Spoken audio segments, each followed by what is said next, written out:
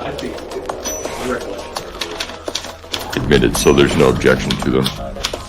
Your Honor, Oh, go ahead. Your Honor, I was able to clarify. Okay. Exhibit 229 was not admitted because Detective Brian Rogers admitted Exhibit 716, Okay. which is a cellular telephone extraction. Okay. That should be on the record. That one I think is the Your Honor, it's 716. usually a duplicate, but really it should be Exhibit 716. Oh, and I have that. I knew the data extraction had come in, and it was admitted as 716 because that was not a pre-numbered exhibit. Yes, Your Honor. And then to be clear, Exhibit 238. Is the ticket from the airport, Yes. and I recall that being in, and there's not an objection to 238. Okay, 238 is admitted. 230 or 229 is not, because it's actually 716. Correct, Your Honor. Okay. And other than that, it looks like we're all in agreement. So that's pretty good after 49 pages of exhibits. So Every once in a while we get lucky. every once in a while, got to take it when you can get it. Okay. Is there anything that we need to address prior to bringing the jury in prosecution? I don't believe so, Judge. There is one thing, Oh. I apologize. Mr. Young? We're going to start calling some mental health experts as early as this morning after this first witness. Okay. I just think it might be appropriate for the court to instruct the jury that their evidence is being presented solely for the purposes of the insanity issue. Because I don't plan on getting into physical evidence of the guilt versus not guilty aspect of this. Does that make sense? Yeah, it does. I'm not sure that I would give a specific instruction on it, though.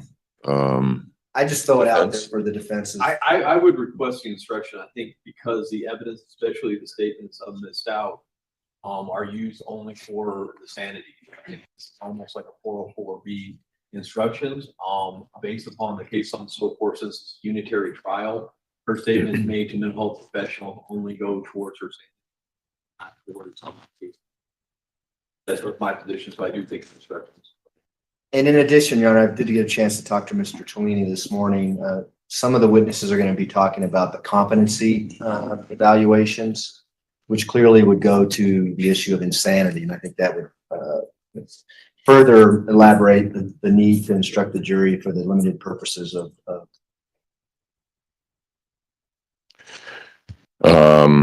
I am not familiar with a stock instruction on that. We've had unity trials for a number of years now. Anybody have one? I just would think that if the court said, I'll paraphrase, that the evidence you're about to hear goes to the issue of insanity and insanity alone, or words to that effect. Is it? That would be my request. So something simple like that would be fine.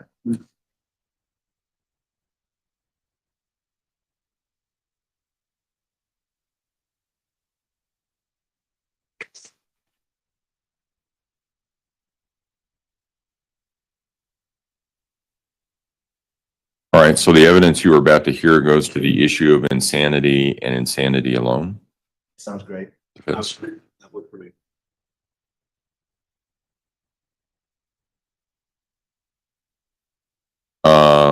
You're gonna have to give me a heads up as to when I need to give that. It'll be before our second witness this Okay. morning, Dr. Christine Moore. And Okay. Dr. Grimmett will probably be on, I don't know if we'll get to her in the morning, but at 1:30, I would guess. Okay. All right, we can do that. Is the anticipation that we're gonna be all day with evidence?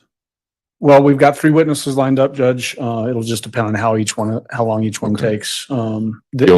The only reason I ask is I'm trying to get I've sent an email to Judge Bain and Scott Sosby about possible weather delay. So if we have something, I may know about it beforehand, but if we don't have a full afternoon, I doubt they'll have an answer. And they may not have an answer even if we go to 5. So Yeah, so just context wise, there's typically when we know there's a big storm coming in, there's a phone call that happens usually 4 a.m. of the morning of the storm Right. that I actually participate in as well. And I haven't seen any notification of that yet.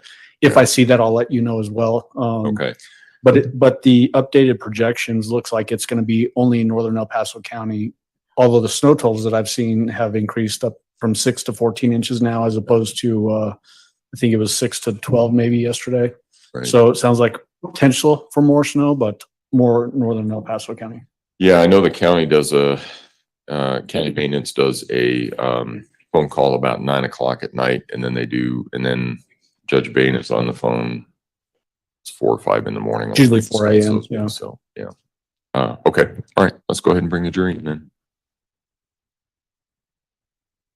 And Judge, while this next witness is on the stand, I'll be running the projection from the podium here. Okay.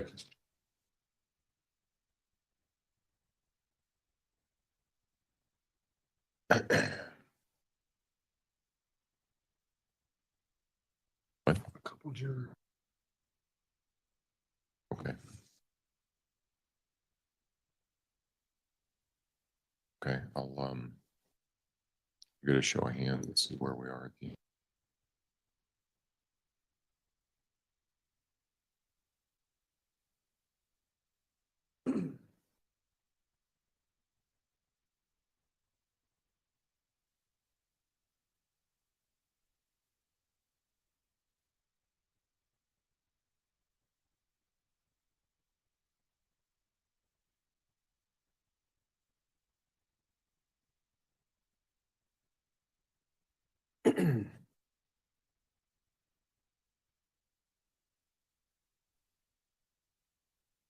All rise for the jury, please.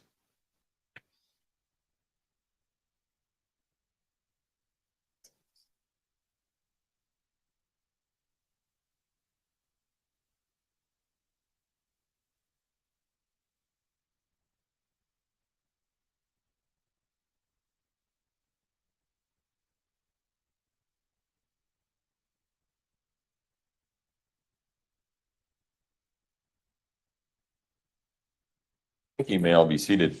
Court will recall 20 CR 1358, People versus Letecia Stauch. Record should reflect the jury has returned to the courtroom. Good morning, ladies and gentlemen. Has anything occurred since we were last together that causes any of you to believe you could not continue to serve as a fair and impartial juror in this case? If so, please raise your hand. No response? All right. Prosecution, call your next witness, please. Thank you, Your Honor. We would call Kevin Hoyland. Last name? Hoyland. Hoyland. Mr. Hoyland, if you would step forward and raise your right hand, please. You swear to affirm the testimony about to give in this matter will be the truth, the whole truth, and nothing but the truth. I do. Go ahead and have a seat in the witness stand. Please watch your step as you step into the stand.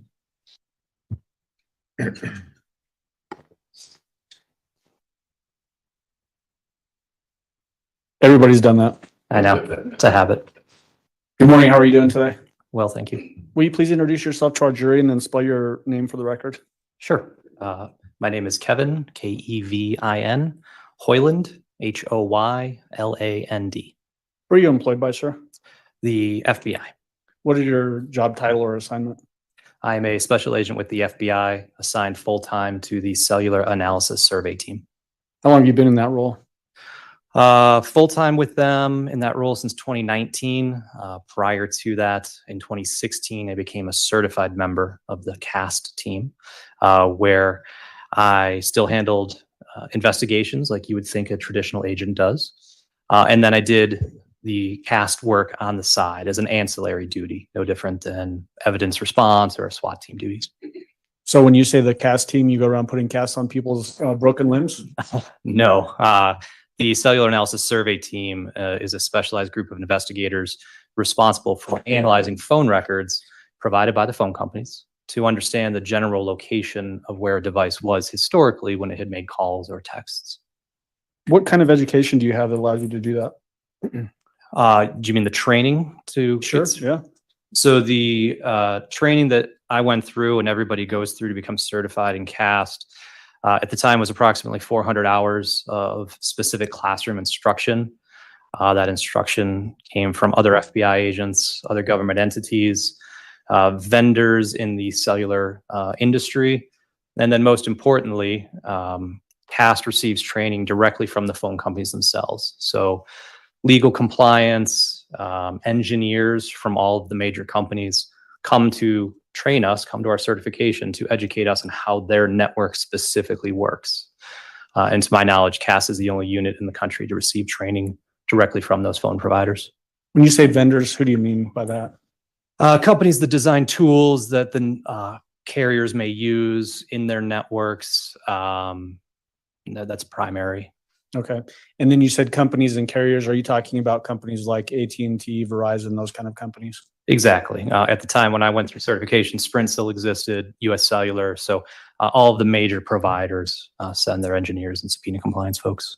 So what does that training look like when you get that information directly from the companies themselves? Well, it's unique, and again, in the sense that we're the only group, to my knowledge, to receive training from them. But it's great in the sense that it allows us to formulate really close and strong relationships with the phone companies. So we know their networks inside and out, and so when we see something amiss or askew in records that we receive, we have folks that we can reach out to. Bless you. And, engineers that can help us, problem solve or troubleshoot something that might be unique in a set of records. When you say that you receive records from those companies, what kind of records are we talking about? The records that I'm referring to are call detail records. So it's really no different than a billing file or billing statements you may have received in the past. It says who called who, when that call occurred, how long it lasted. And then most importantly, the information that we receive pursuant to search warrants includes the cell tower and sector that was utilized. So that's the piece that's really important to us, because that allows us, when we marry up that cell tower with its physical location on Earth, allows us to formulate an opinion as to the general location of where a device had to have been to use that particular tower. How many people are in the cast or on the cast team? Now there's approximately 80 of us, 60 field assets, as they're called, where they split their time working in traditional cases, and then approximately 20 of us, like myself, who do it full time now. What do we mean when we talk about historical cell site analysis?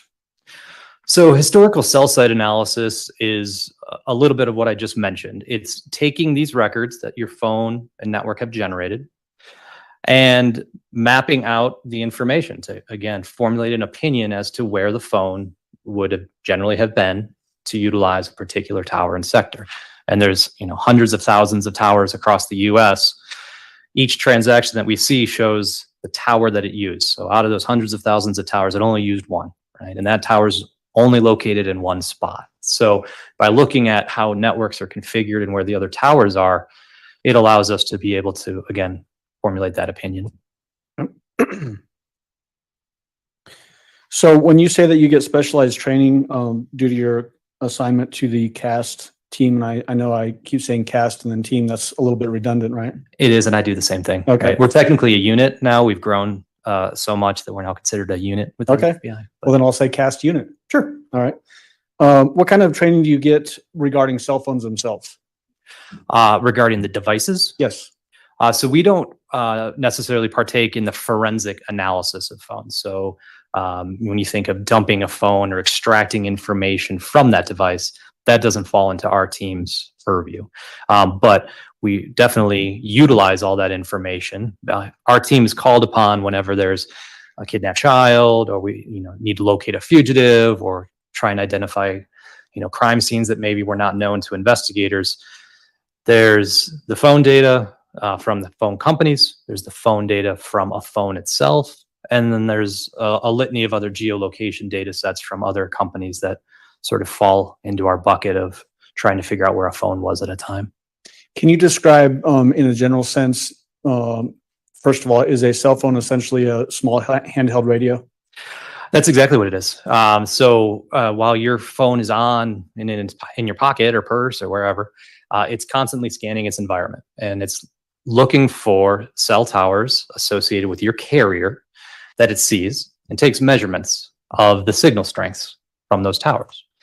And this is going on in the background, and it's constantly ranking which tower and sector is a side of a tower, that it sees as best. So that when you hit send on your phone, your call goes out to that tower that your phone saw as best at that moment in time.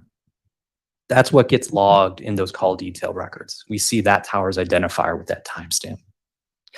After that happens, network takes over, and it can move your phone around to other towers in the area that might provide service that still are functional. But at that moment, when you hit send or when a call comes in or a text, your phone is making that determination. What about giving the jury a description of cellular technology? Sure. I won't bore you with a history lesson, but I think most people have seen commercials lately. You know, we're now on 5G. That's the newest technology. Each increment in technology expands the capacity in terms of how much data can be transferred from a phone to a tower at a particular time.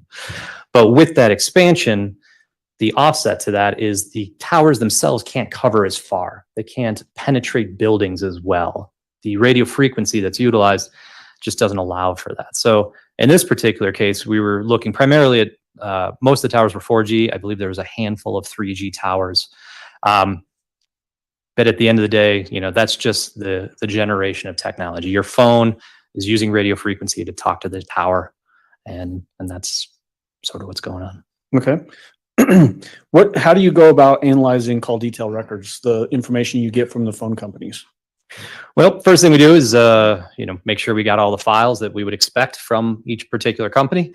And then based on information provided to me from investigators who are actually working the case, locations of interest, dates and times of interest, I would begin to map out that data, look at where those cell towers are located, which cell towers that phone utilized at the times, again, listed in the records, and begin to put the pieces together as to what was going on with that particular device. Okay. How many separate cases have you worked on where you've had to help the investigation determine location of cell phones? Oh gosh, cases, hundreds and hundreds and hundreds. I don't keep a list of all the cases I've worked, because a lot of the times it's sort of like a one-off. A local investigator will call and say, "Hey, I got a set of data. Can you help me just understand what's going on?" And that would be considered a case, but I wouldn't necessarily have done a product for it per se. It might be a one-off assistance kind of thing. Okay. Do you go through any sort of validation of your analysis of this information? Yes. So before any report is provided, any final report is provided, we go through a peer review process. So I send all the records that I received, that I utilized in my analysis, a copy of my draft report to another CAST person, and all the dates and times, all the information pertinent to my analysis.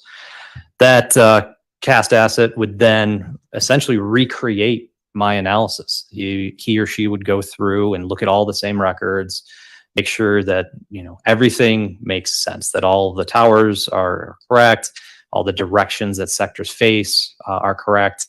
Obviously, quality control and spelling and stuff like that. But it's a robust peer review process that all the reports go through. After that, he or she and I would then discuss any differences, right, and resolve those before it gets finalized.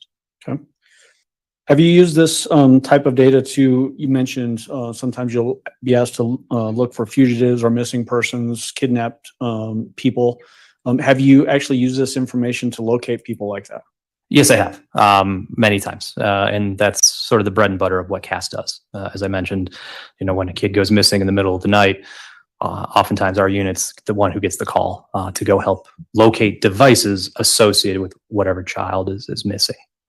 When you're saying that you're finding persons this way, the data that you actually look at, the call detail records, does it really just go to a particular phone, not a particular person necessarily? Correct. So the records never say that, so-and-so is holding a phone at a particular time. It just says that this phone number had activity, right? So I can never say that a particular phone is being held by a certain person at a certain time, but we know that the phone had activity because that's what the network had logged. In today's day and age, is it very common for people to carry around cell phones with them almost everywhere they go? Yeah, I have two. Okay. Do you have them both on you right now? I take them off when I go on the stand. They're in the bag. Have you trained others in this technology?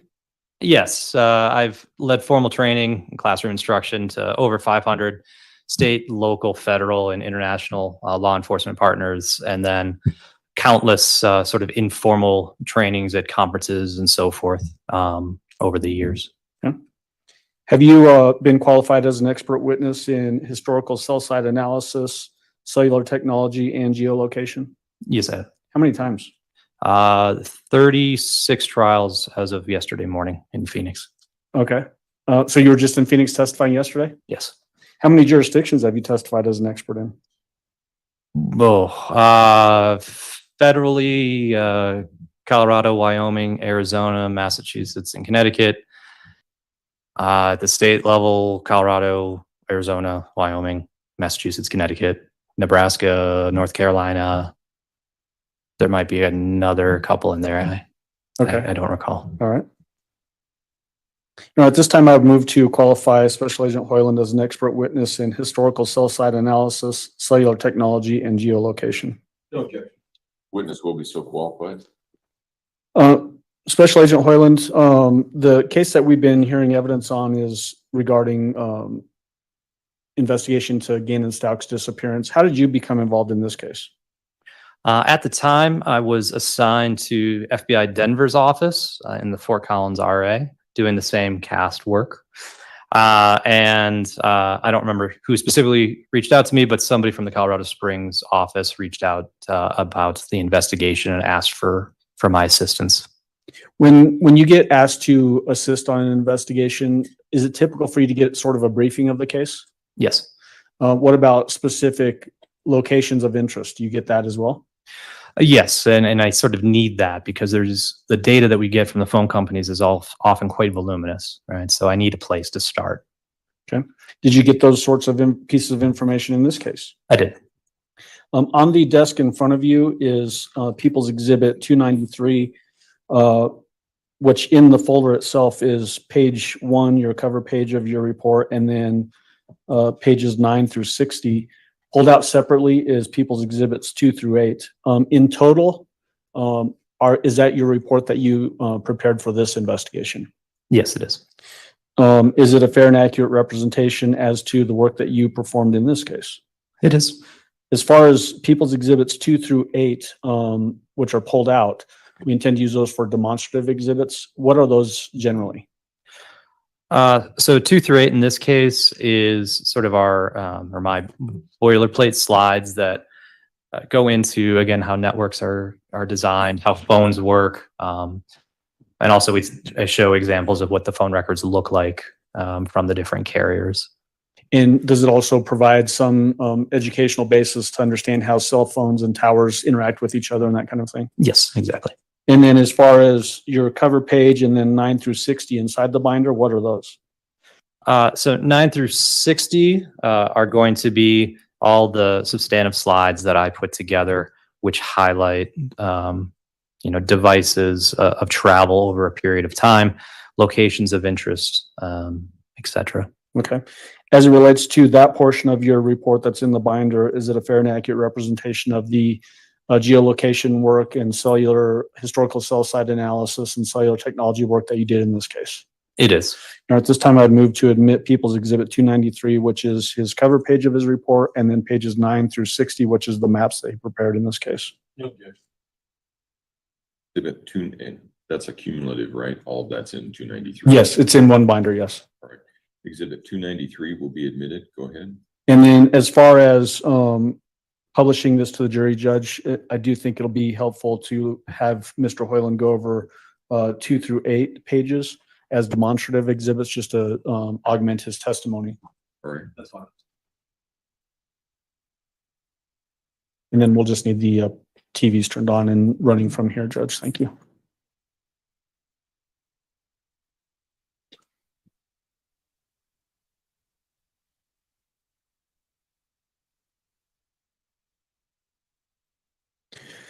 So describe what we're looking at as far as on this cover page. What does this page tell us? Just the old cover slide here talks about the case numbers, both the FBI and El Paso County ones. The date of my report was finalized in January of 21. and that it's just related to the Stauch homicide. Okay, page 2, what does page 2 tell us? So page 2 is sort of the beginning of some of the boilerplate slides.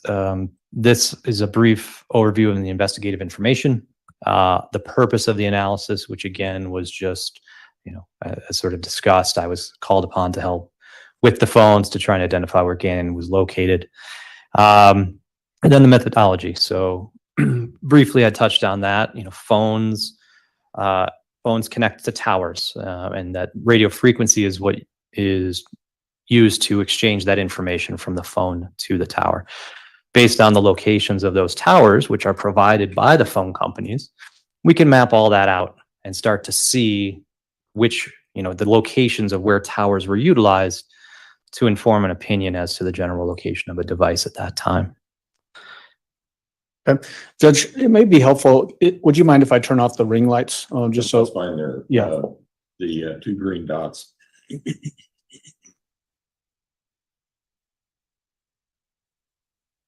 Just so there's a little less glare on the. Special Agent Hoyland, to the very bottom, there's a note that says all times you're in are in the local time zone. Can you describe what you mean by that? Sure. So all phone companies provide their records in a different time zone, which is somewhat annoying. And so in this case, we have multiple phones from multiple carriers. All the data here has been normalized. So it's an all apples to apples comparison. So anytime that you see on a map, on subsequent maps, will be that time, not any sort of time that the phone company had provided the records. And because my analysis stretches a good chunk of the US and we go from multiple time zones, just know that that is, again, always local to whatever location of the map we're looking at that time. So if we're looking at a map that shows central time zone, it'll be local time for that central time zone. Correct. Okay. Now we're on page 3 now of your report, and this is still a demonstrative slide. Tell the jury what we're looking at in slide 3. Sure. So similar again to what was mentioned, your phone's always looking for the tower that has the best signal, right? It's always scanning that in the background so that it's ready to go when a message comes in or you need to place a call. And that's, again, what gets logged in those call detail records. One thing to note, though, is that your phone's not always going to use the closest tower, right? It's going to use the tower it sees as best. So cleanest, clearest, and just generally best signal.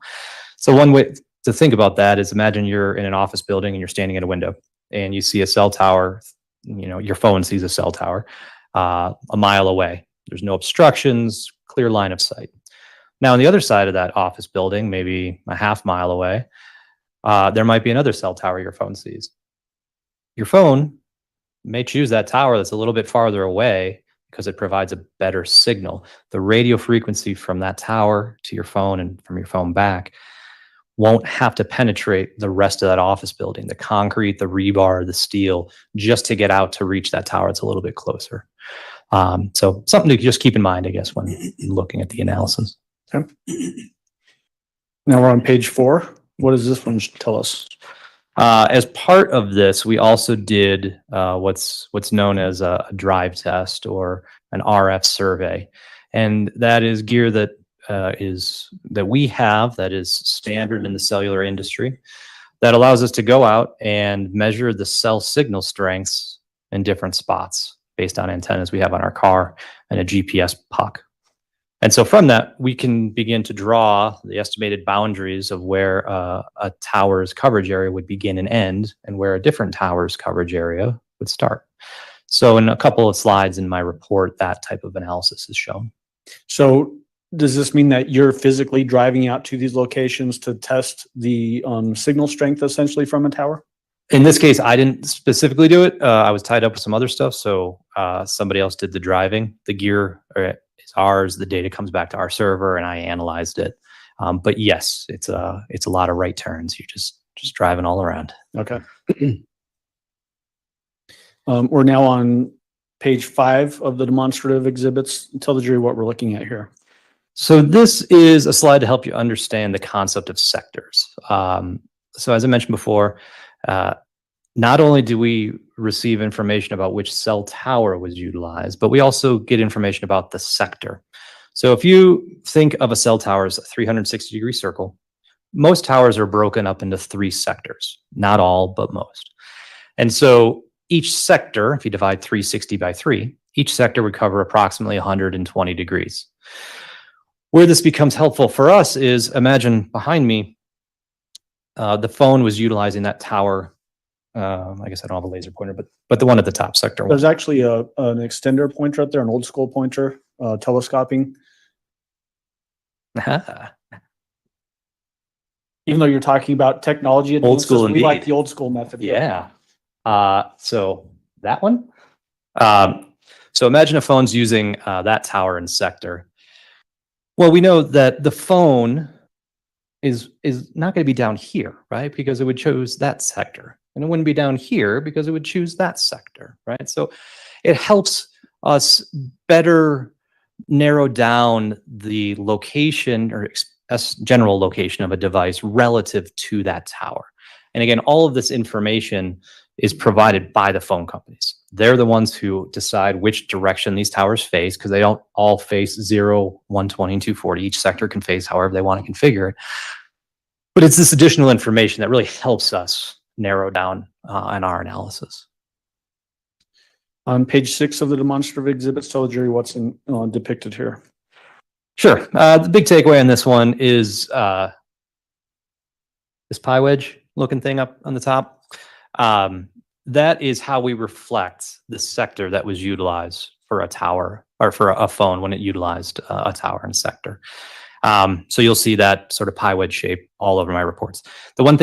The other thing that's important on this is don't mistake that little yellow filled in area as the coverage area. That's not what it is. It's merely to help you understand the direction that pie wedge faces. Okay. Now we're on page 7. Tell the jury what we're looking at here.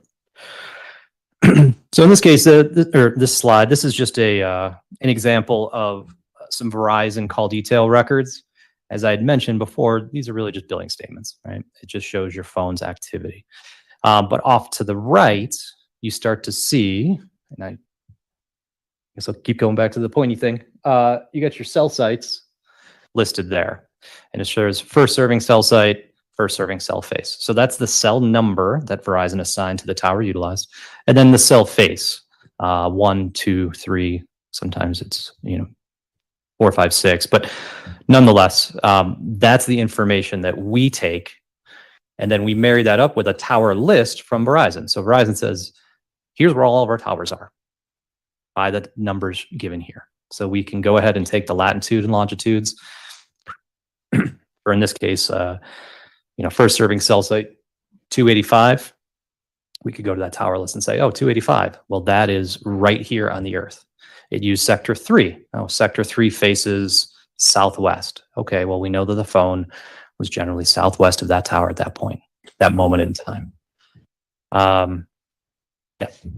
Is it common that, say, I get on a call outside of the courthouse here this morning and I walk down Tejon for a couple of miles? Would it be common for my phone to switch towers while I'm on that call?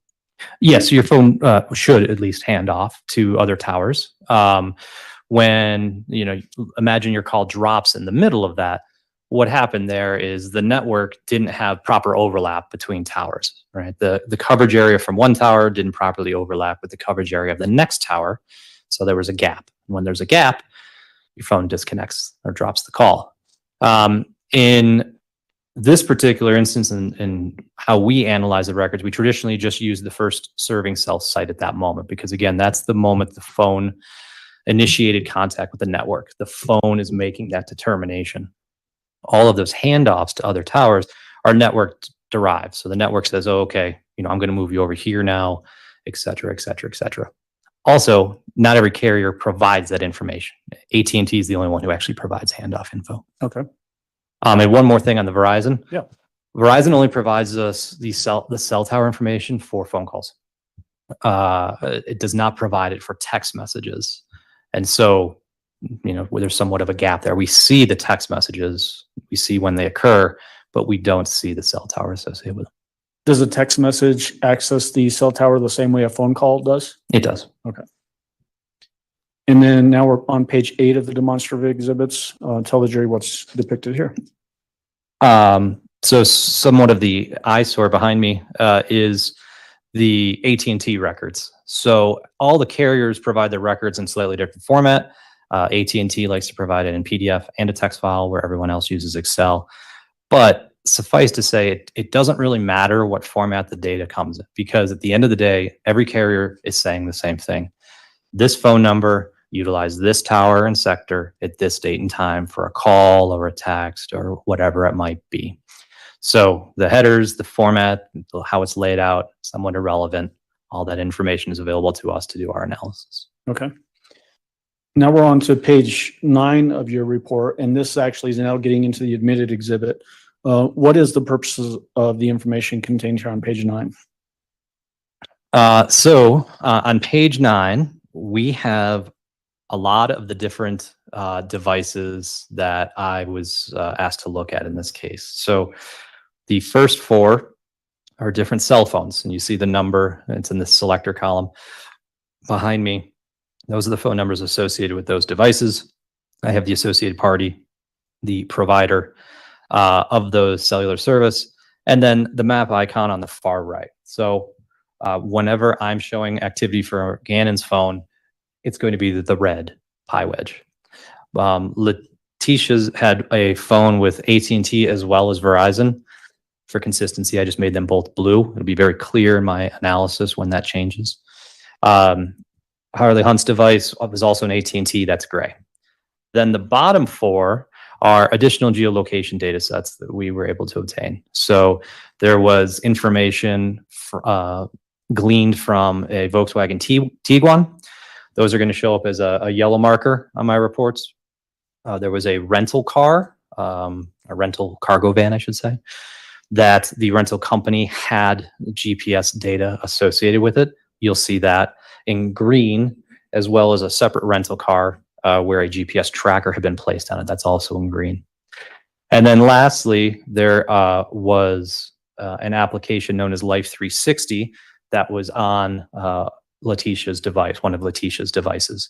So we received information from Life 360 that also was able to be mapped out and is highlighted by that pink icon at the bottom. So there's a legend on each of my maps. Don't feel like you need to memorize this, but you're going to see a lot of colors and a lot of moving parts on some of these subsequent slides. And just for the record, as we're looking at page 9 of this report, item A, which is 843-504-6724, the records for that were admitted under Exhibit 708. Item B, which is 843-655-7460, was admitted as Exhibit 704. Item C, which is 407-375-3463, was admitted as Exhibit 706. Item D, 843-957-3486, was admitted as Exhibit number 707. The Tiguan telematics, which is item E, was admitted as Exhibit number 291. The cargo van GPS was admitted through Mr. Watton's testimony and is Exhibit number 292. The Nissan Altima GPS tracker was admitted through testimony from El Paso County Sheriff's detectives, and it was Exhibit number 230. And then finally, the Life 360 data under line H, 843-655-7460, was admitted as Exhibit number 705. All right, let's go on to page 10. What does page 10 depict and tell us? So as part of the returns from the phone companies, they traditionally provide subscriber information. So in this case, for the phone associated with Gannon, AT&T was the service provider. It was subscribed to Eugene Stauch at the address given in Colorado Springs. And then just the data my analysis with this particular phone was from January 26th of 2020 through January 28th of 2020. Okay. And then on page 11, what are we looking at here? Again, same information. This is for Letecia's phone ending in 7460, also with AT&T.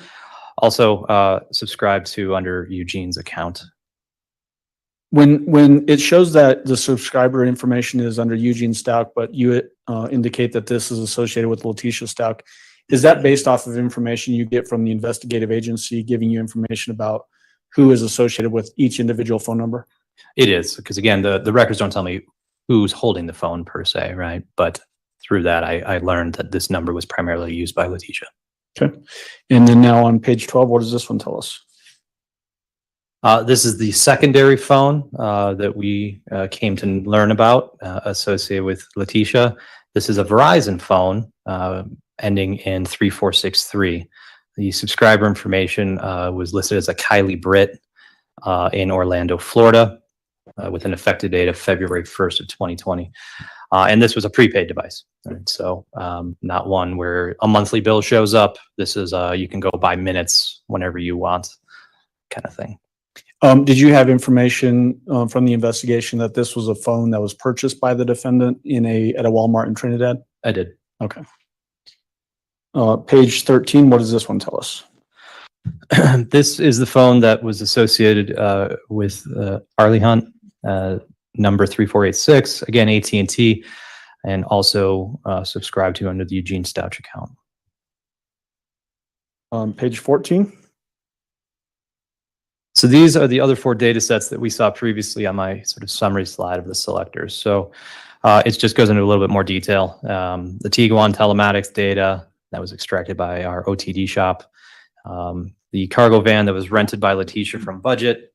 Their vendor was Air IQ. And while it wasn't breadcrumb trail type GPS where you can see it going every couple seconds, every 6 hours, it was set to essentially ping the vehicle. Where is this vehicle located right now? There was a Nissan rental car, which didn't have, to my knowledge, any sort of GPS built into it, but a tracker was attached to that by the Colorado Springs Police Department. And then lastly, the Life 360 app. So an app on your phone sources the data, sources the GPS of your device and reports it back to Life 360 so that, you know, they sort of know where you are, you know where your family members are, if you have a shared plan. That information was provided to us. That account was associated with a user of Tecia Stauch, email, Tecia Lynn 2006 at Yahoo, and then the same phone number as her AT&T device. When you were talking about the Tiguan telematics, you said the OTD shop with the FBI. What does OTD mean? Operations Technology Division. Is that in Quantico, Virginia? It is. Okay. We're on page 15. Tell the jury what we're looking at here.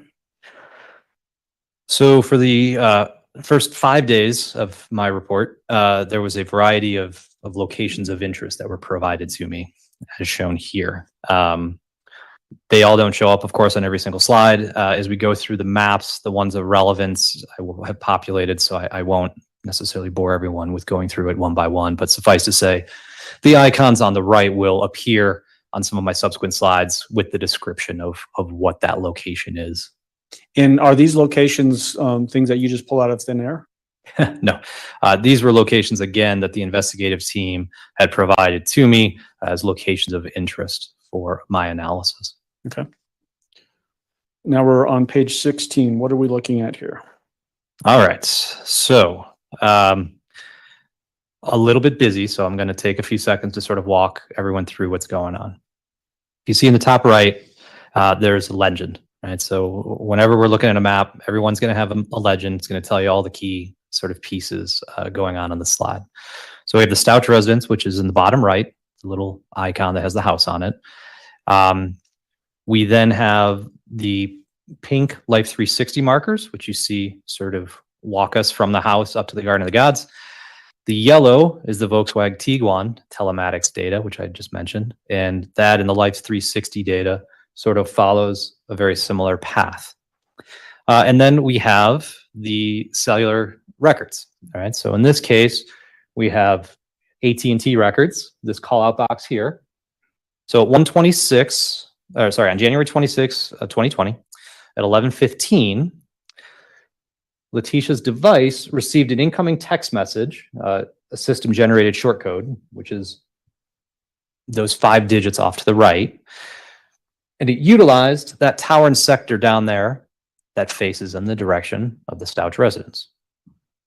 So when we look at this call out box, and we'll see many of them, you've got the phone number associated with the record and it's color coordinated. So you may see a call out box that has like 3 or 4 different phones all at the same time. Each phone will be color coded based on the actual user. Then we see the timestamp, again in local time. Whether or not it was an incoming text, an outgoing text, incoming call, outgoing call, that's all going to be listed next. In this case, the 110 is the direction that sector faces. So 110 degrees is, if you think of a clock, roughly like 4 o'clock. And you can see that that's how that's drawn. So 110 degrees from the center of it. But when taken in totality, we see that at approximately 2 o'clock, the Tiguan and the Life 360 information supports that this device and the car are traveling away from the residence up to the Garden of the Gods. At 2:56, we see Letecia's phone, and it's sort of buried under that. This might be easier to see here. You see that Letecia's phone uses that tower and sector to receive 2 text messages. The other thing, just to note on this, so these other blue dots here, those are the other AT&T towers in the area that her phone didn't utilize during this period in time. But all told, again, consistent with Letecia's phone traveling from her house up to the Garden of the Gods during the time frame shown on the 26th. Is it helpful to know that other things happened that sort of corroborate the same information? Other ways to verify that there was a visit to Garden of the Gods? Yeah, obviously, the more corroboration you have of a data point, the better. Okay. And then as far as your analysis on this, is this the first time on that day, Sunday, January 26th, that the Tiguan left the 6627 Mandan Drive based on your analysis? I believe it was. Okay. And so if we've had some prior testimony that there was hiking in a selfie taken at Garden of the Gods on January 26th, that would corroborate this, what shows a visit of the defendant in her Tiguan and using her cell phone up at Garden of the Gods. I would say so, because you have the Tiguan, the yellow dots sort of terminate right there. But then the Life 360 points sort of continue off of and away from the Tiguan. This would support the theory that the car was parked and then people got out and walked. And then obviously there was the 2 incoming text messages, as I mentioned before. The fact that there was a selfie taken on the defendant's phone showing herself and Gannon and a little girl named Lena that was on her phone, does that also corroborate that she was actually in possession of this phone? Without a doubt. Now we're on page 17. What are we looking at here? So in this instance, during from approximately 4:20 to 4:46, we see Tiguan and Life 360 data sort of reverse paths, right? And there was no cell phone activity during this time that was mappable. So we're left with this. But again, you see the path of travel that the device and the vehicle take back to the Stauch residence. Okay. And then on page 18, what are we looking at? So at 5:08 that same evening on January 26th, the Life 360 app recorded a variety of points consistent with a path of travel as I show here. So leaves the house, goes down here, you got an activity at 5:14, 5:22, you've got another data point a little bit farther east, and then the next one back there at 5:26. So sort of a quick jaunt away from the house, and then back in 15 minutes or so. And then at 5:27, and then again at 5:48, that device, Life 360 recorded locations of that device back at the house. There wasn't any AT&T activity. There wasn't any Tiguan telematics activity during this time. But there was from the Cellbrite or a dump of the information on Letecia's phone, conversations that she had with Harley via iMessage at 5:11 and 5:13, mentioning she was out getting food because Gannon had an accident in his pants. Now, the important thing here to understand about iMessage is if anybody has an iPhone, when you send a message to another iPhone user, it doesn't show up as a traditional text message. It goes over the data side of the network. So we'll never see that message in the log of texts for Letecia's device. Only traditional text messages or iMessages that fail and have to be sent as an SMS would show up in her text messages. You used a SMS. What does that mean? Just so the record's clear. Short message service. It's the name for a text. And then MMS you mentioned also. What is that? Multimedia service. That would be like a picture message. The fact that there's no Tiguan telematics data here, does that indicate that the defendant likely drove a different vehicle besides the Tiguan? It would support that, yes. Page 19. Now, what are we looking at? So after that 5:48 event, we don't really have much during the next 4 hours. So at 9:27, 9:28, 9:35, there's some Life 360 activity as shown here. And then at 10:19 p.m., Letecia's device placed an outgoing call using the towered sector facing back towards the residence to the AT&T customer service number. The fact that you've got the two entries at 9:28 and 9:35 basically at the house, and then there's that one 9:27 that's sort of kicked out southwest away from the house. Does that tell us anything necessarily? Yeah, when I looked at the totality of the Life 360 data, it seemed to track quite closely with other stuff. And we didn't see really much derivation from expected paths of travel. So, if I was, looking at this data sort of live, I would have expected that the phone would have not been at the residence, but instead would have been somewhere outside it, south of it. Okay. And then are we still talking about Sunday, January 26th in this slide? Yes, sorry, we are now evening of Sunday, January 26th. Okay. Now we're on page 20. What are we looking at here? Sure. So this is the first of a couple slides that is the drive testing I mentioned. So the way we go out and map the coverage areas of a particular tower, and it's not the full coverage area. The area could extend in certain areas beyond it where we can't drive. So if you look off to like the bottom right, there's certain areas where there's no roads. We can't go out there to do our drive testing. But what we can see on the roads that we do drive, is that this particular tower and sector provides coverage back towards the location of the Stauch residence. Right? So if the device was at that residence, I would expect it to utilize this tower and sector for any of its calls or texts or anything. And is this going to be the main tower that is used for connection throughout this presentation for the Stauch residence? Yes, this tower is utilized over and over again by all the AT&T devices when we have corroborating evidence to support that they're at the residence. Okay.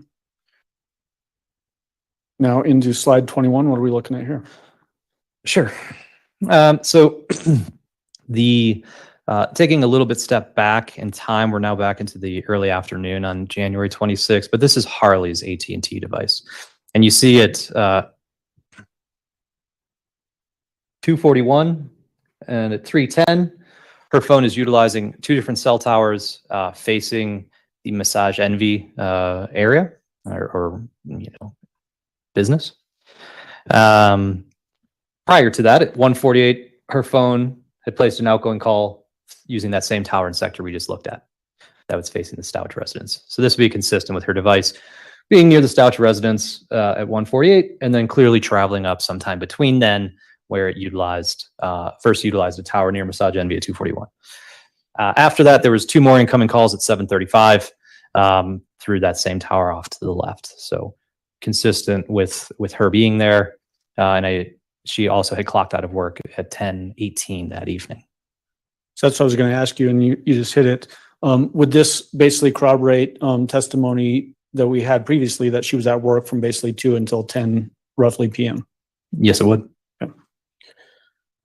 And again, is this on Sunday, January 26th? Yes, it is.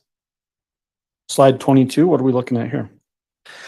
So we've now migrated to the morning of January 27th, and we see both Letecia and Harley's devices utilizing the tower and sector that faces the Stauch residence. So Harley's entry, she only has one. It's at 2:40. There's an outgoing text message, which was system generated.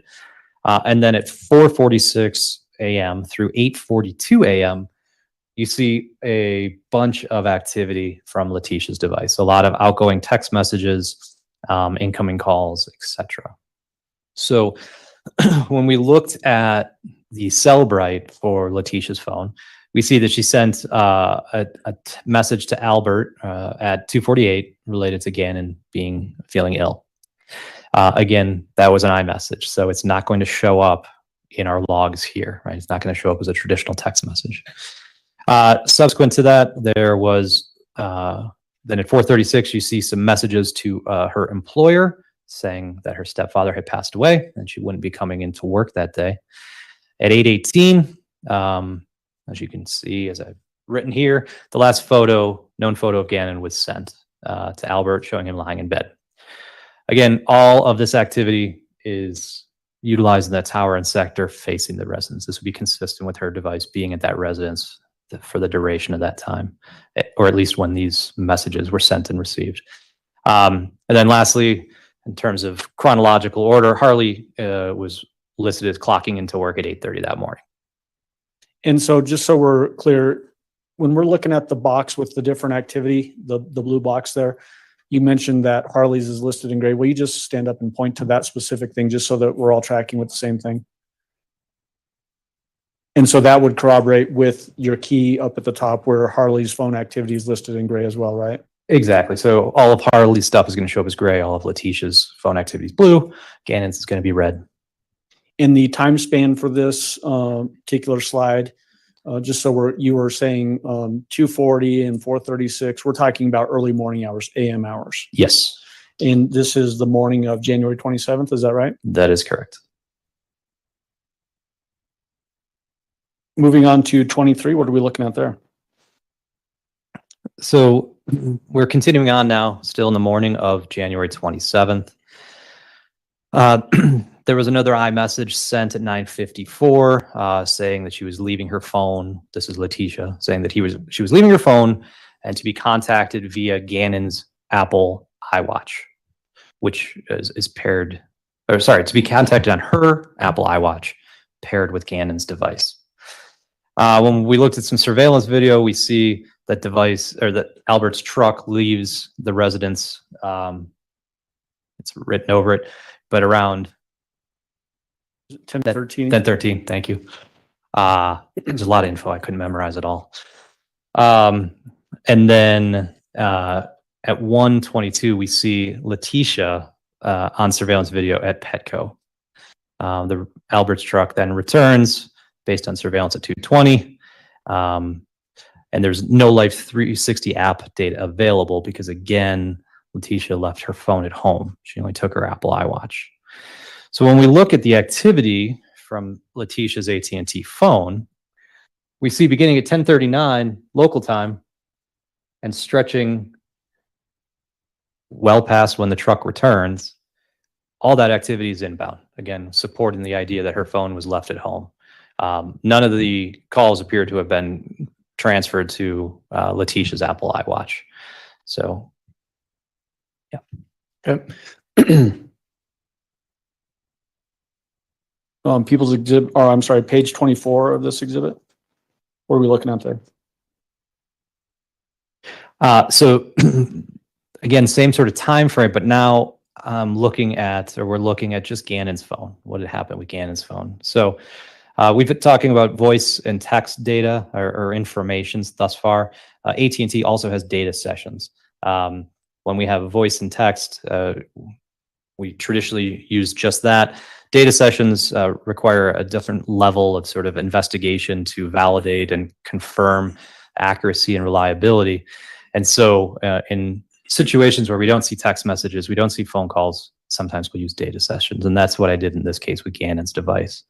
So you see his phone again in red. At 10:19, he has 2 data sessions open up off of the tower and sector that faces the Stauch residence. You see some of the towers that his phone utilizes along the way. I don't have the timestamps for those, but I jump up here to at 11:07, a data session near the Petco. Then at 1:19, and then again at 1:20, there's another data session off the tower and sector there at Petco. One thing to keep in mind with the data sessions is when they open up, they may stay open for as long as 60 minutes. And so it's not, again, a transactional kind of record wherein we'll see every iMessage back and forth. We'll see every time that person goes out and surfs the web and the associated cell tower. That kind of granularity doesn't exist in the data. It's just that the data session opened up at this date and time, may have been open for up to an hour. What happened during that hour, we can't specifically say. But in this instance, it's consistent with the idea that Gannon's device moved from the residence up towards the PetSmart Petco area. When we looked at the forensic analysis of Gannon's device, we see that the Safari mobile app was used at 11:12 a.m., and then there was no more activity till 1:20. There was an iMessage received on his device at 12:06, which indicates that his device was on and at least connected to some sort of Wi-Fi or cellular, in this case, likely cellular. Sorry, I just lost my thought here. At that 12:06, that's when the message was sent. But it wasn't actually reviewed or viewed by somebody holding Gannon's phone until 1:20 that afternoon. So roughly an hour and 15 minutes after it was sent, somebody opened up iMessage and looked at that message. Yeah. Okay. And so again, similar to what I've asked in the past on some of these other slides, the last 2, page 23 and 24, outside sources that show that this is valid information. You mentioned the trip and departures on neighborhood surveillance cameras, like Ring doorbell cameras. Did that corroborate them leaving basically the same time that we're looking at in these 2 pictures? Yes, it does. And then you mentioned surveillance video at Petco up on North Nevada, showing the defendant and the red pickup being there at that same time. Also, does that corroborate and show that this information is valid? It does, yes. On page 25, what are we looking at here? Still on this January 27th date, early afternoon time frame, we're looking at 12:18 through 4:25. But this is specific to just Harley's device. So you see Massage Envy, you see the 3 towers that her phone recorded activity through during that period in time.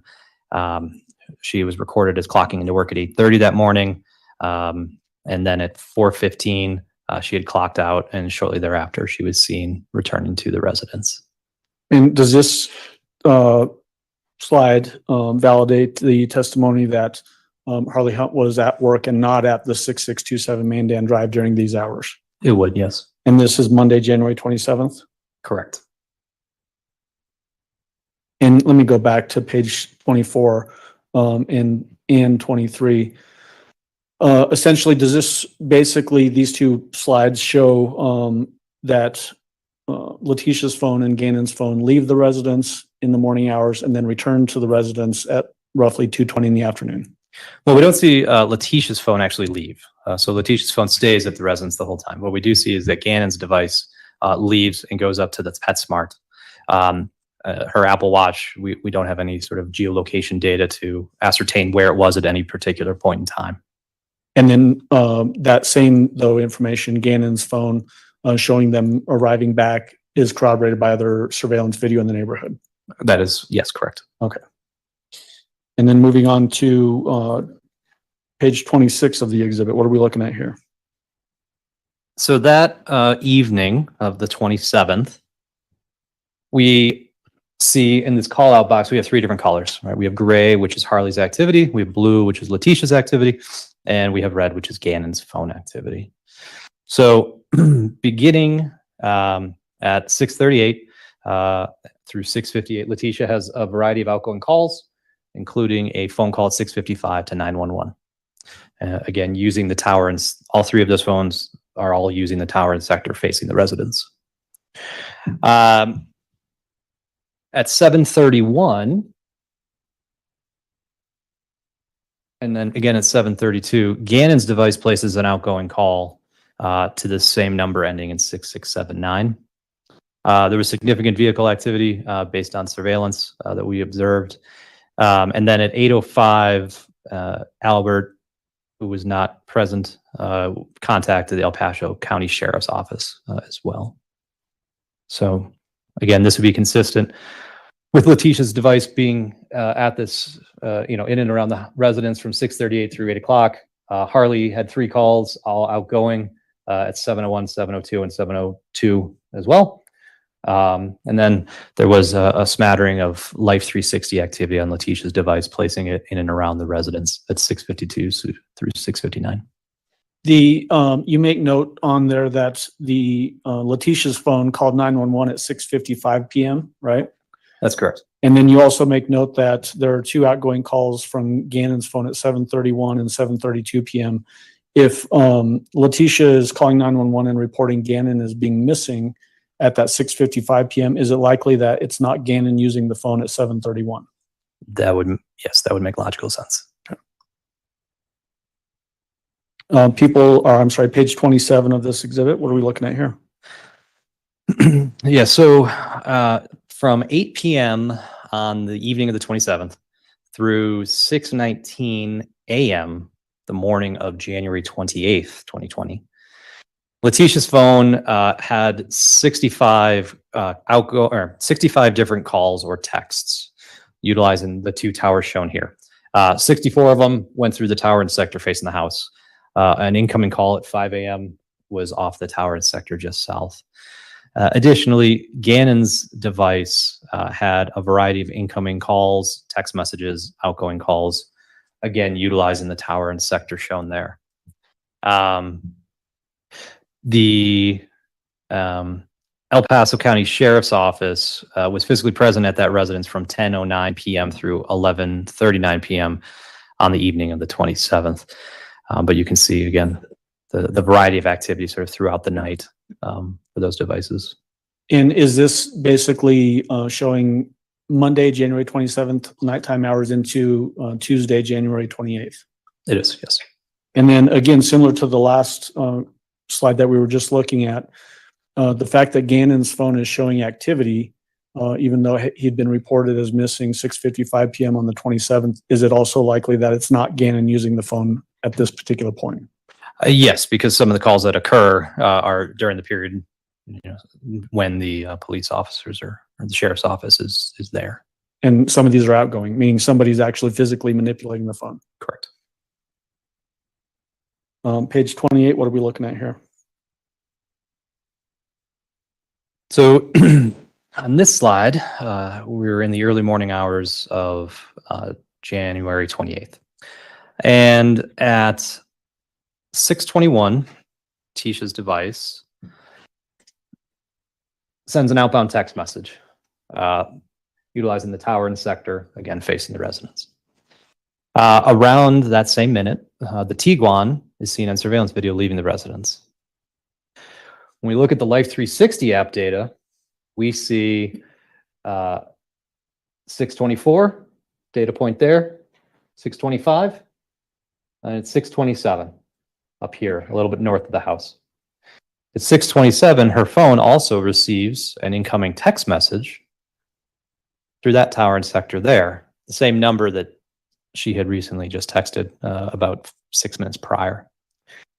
After that, we see the Life 360 app data come back south. 6:28, 6:30, 6:31, back at the residence. At 6:40, Letecia's device receives an incoming call through that same tower and sector facing the residence. And then surveillance video also shows her or shows at least the Tiguan backing into the garage at 6:36. So what it appears to have happened is that her device left in the Tiguan, got a little bit north, for some reason turned around and returned back to the house. Did her device grow legs and go up there by itself? I've never seen that. Okay. Page 29, what are we looking at here?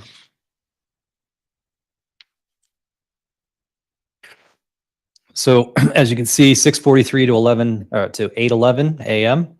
Both Letecia and Gannon's phones have a variety of activity, incoming, outgoing calls through the tower and sector facing the residents. 2 out of the 3 calls with Gannon's device were outgoing at this time. And we're talking about January 28th now. Yes, still on the 28th, morning of the 28th. So that would be Tuesday morning. Yes. Is this basically showing that both of these phones are at the Stauch residence with no departures, at least as we can tell by phone activity? Yeah, it would nothing to indicate that these phones had left the sort of the general area of where the house is, for sure. Page 30, what's on page 30? So at 8:13, we have a Life 360 app marker just west of the house, along with some Tiguan data starting to show up. We have some calls, 8:16, or texts and calls at 8:16. We have some more texts and calls, 8:21, 8:25, and then a call incoming at 8:34, utilizing a tower at the Colorado Springs Airport. And based on the imagery there of the Tiguan locations and Life 360 app locations, it would be consistent with the device and the vehicle both traveling to Colorado Springs Airport, arriving somewhere between 8:27 and 8:31. At 8:25, Letecia had sent Albert a text, and he had responded 4 minutes later, saying that he had just landed, asking if he was still going to pick her, asking if she was still picking him up. And then subsequently, during a search of the Tiguan, a parking receipt was found at 8:28. The last data point for the Tiguan for this day is at 8:31 that morning. So for the rest of January 28th, we don't have any more Tiguan data. Okay. And then as it relates to this particular slide, the cell towers that you have indicated here, they have little red numbers in a circle. What is that all about? Sometimes when we have lots of data, our maps get busy, and sometimes it's hard to make everything fit. So all these refer to is the corresponding cell tower. And so it's just like a visual to help you identify that, you know, this call out box here is associated with this tower that has the 3. The actual cell number itself is that CID number after it, but that's all it is just to help you vector into which tower we're talking about. And so does this also corroborate the idea that Mr. Stauch flew into the Colorado Springs Airport on this Tuesday, January 28th, and the defendant picked him up at that airport roughly at the same time? It does. And just thinking ahead as far as break, what do you want me to shoot for as far as? It's your call. If another 10 minutes or so would be better, but if we need one now, it's okay too. No, we'll go another 10 minutes. Thanks. Page 31, what are we looking at here? Page 31. Still that morning, January 28th. So following the slide that we just looked at 8:48, and again at 9 o'clock has shown up here, and through 8:45 through 9:02, Letecia's device is utilizing this tower and sector and has a bunch of Life 360 app hits there. We learned that that Letecia had rented a Kia Rio from the airport around this time, and picked up Albert at approximately 8:50 that morning. And when we continue to look at the cell tower usage and the Life 360 app data, we see that her phone travels south away from the airport, returning back to the Stauch residence at approximately roughly 9:15. when we looked through her phone dump, Letecia's phone dump, we saw that she had sent an iMessage to Harley minutes prior to picking up Albert, asking Harley to move the Jetta into the garage. And then surveillance again shows the Kia arriving back at around 9:15. And so does this slide basically corroborate the idea that the defendant left her Tiguan someplace and then now is mobile in the Kia rental vehicle that was rented at the airport? That's correct. And so now we don't have any Tiguan data anymore. We're just looking at Life 360 data and any cell phone activity. That's correct. Okay. And again, is this Tuesday, January 28th in the morning hours? It is. Page 30. Oh, I'm sorry. Did I cut you off? No, Okay. I'm good. Page 32. What are we looking at here? So a little bit, a few minutes later, 9 o'clock hour, 9:37 to 11:44. Again, Tuesday the 28th. You see the activity shown here. So from 9:37 through 10:55, Letecia's device utilized that tower and sector for a variety of calls and texts. But we also see, beginning at 11:01, some Life 360 data. And we see that data continue up until 11:44, where it puts her device near French Elementary. As you can see, there was a tower that was utilized at 11:30 all the way up there for an incoming call. Also sort of supporting the theory that her phone had traveled away from the residence. And also as part of her trip, we see that her phone, based on the Life 360 data, sort of stops here at a strip mall for about 25 minutes before continuing northward. And just so we're understanding how the Life 360 works, does that app essentially just drop breadcrumbs as it's moving along, or why are we seeing so much activity on the Life 360 and maybe not necessarily as much phone activity? Well, the phone activity isn't going to be GPS derived, right? The phone activity is only going to occur when there's activity on the phone, when somebody's making or receiving calls or texts. The data sessions are aside from that, and that's not mapped here with Letecia's. The Life 360 app, though, its purpose is so that you know where your family members are, right? And so it's sourcing and harvesting that GPS. It also uses Wi-Fi and Bluetooth based on what they have on their website. But it's recording that information and storing it so that you can look and see where your son or daughter had been, or where somebody in your family might be. So that's their business model. They need to record a lot more precise location data than what we would see from a traditional phone record. Okay. Moving on to page 33, what are we looking at here? So beginning at noon, Letecia's device receives an incoming call through that tower and sector that's actually sitting right under the French Elementary tower or location. At 12:07, again, more Life 360 app data begins to show that device traveling south. At 1 o'clock, we see, well, let me take a step back. At 12:24 through 1:14, you see in that box up there, that's associated with this tower here. There's a variety of activity from her phone using the tower and sector facing the residence. So, bless you. A little after 1 o'clock, we see Letecia's device travel away from the residence based on the Life 360 app. And we see at approximately 1:30, it stops near a Starbucks.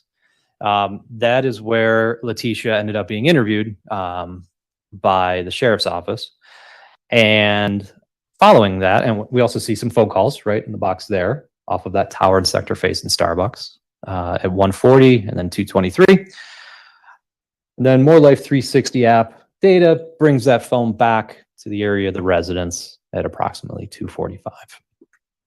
So does this show basically at that 12:07 traveling from the residence up towards French Elementary, what you have indicated with an FE on the map, correct?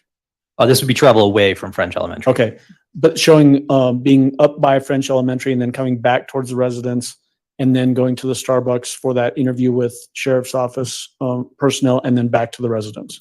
That is correct. Page 34, what are we looking at there? So afternoon of Tuesday, the 28th, at 3:06 through 3:45, we have some activity here off of the tower and sector again, facing the Stauch residence. Sorry, so 407, 417, and then 425. So all of that activity taking place there.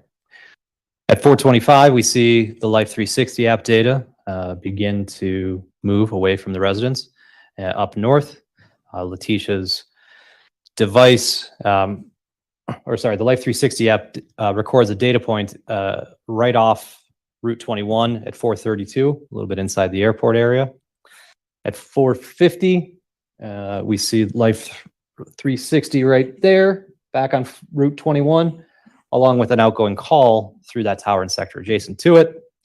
And then at 5 o'clock, the Life 360 data puts Letecia's device, that northern section of the airport. Yeah, and the call at 451 was to Albert's device. So if we had prior testimony that Al was at the sheriff's office at roughly this 4:20-ish timeframe on this particular day on January 28th, this shows the defendant traveling separate from Al, who would be at the sheriff's office. Yes, that's correct. And then where the AP marker is up there, is that essentially obviously it's the Avis car rental, but is that the airport, Colorado Springs Airport? Yes, it is. And then page 35, what are we looking at there? Now beginning at 518 and 538, and then you see an outgoing call from Letecia's device off the tower and sector facing Massage Envy.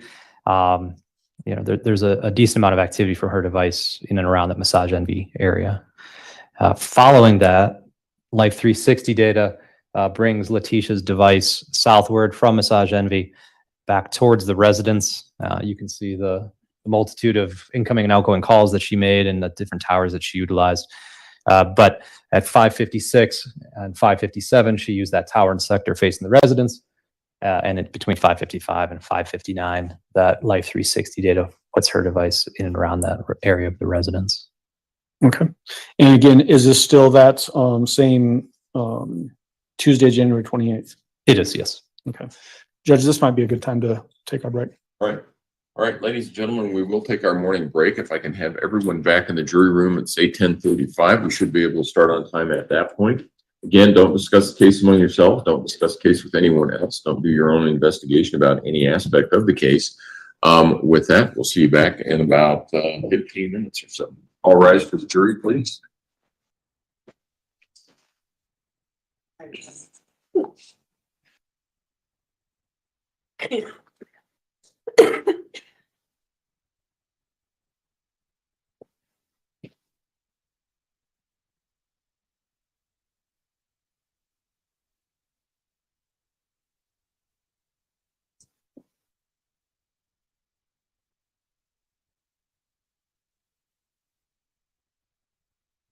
I think you may all be seated.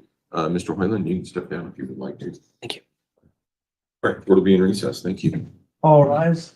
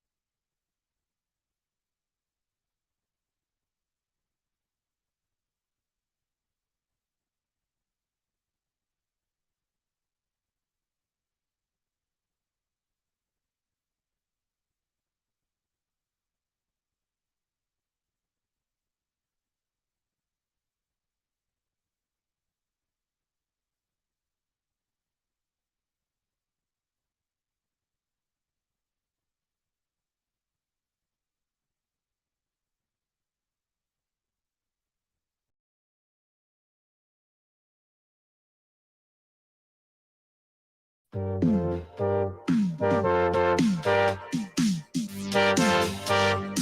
big shout out to Tony Great of RetroDays.com, our founder Patreon member. Be sure to check out his website at RetroDays.com. Welcome to the 90s, and welcome to a way to explore new horizons. Introducing the new four-door Explorer from Ford. Explore more total room for people and cargo than any competitor. Explore its exclusive push-button four-wheel drive. Explore its aerodynamic design. Discover new four-door Explorer from Ford. Have you driven a Ford lately? Double your refreshment. Double your enjoyment. Oh no, single gum, double freshens your mouth like double mint gum. Double your refreshment. Double your delight. Oh no, single gum, double freshens your mouth like double fresh, double good. Come on and double mint gum. There's no single gum like Coca-Cola Classic introduces Magic Cans. You can't tell them apart from real cans, but inside, up to $500 cash, trips, or other great prizes instantly. So take a good look. If you see anything other than Coca-Cola Classic in that can, don't drink from it. It's a winner. So take a good look, because there's magic in the real thing. Can't beat it. Can't beat the real thing. You know, summer heat can wreak havoc on house paint, so choose Weather Beater.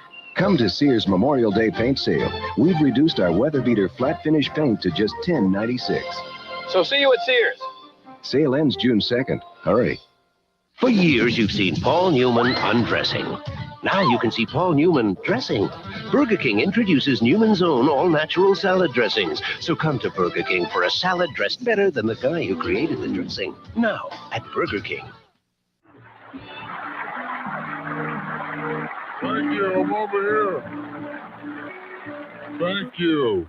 Thank you very much. Thank you. Welcome to Night of 100 Stars. I'm 83. I was 84, but Gumby dropped out and I moved up.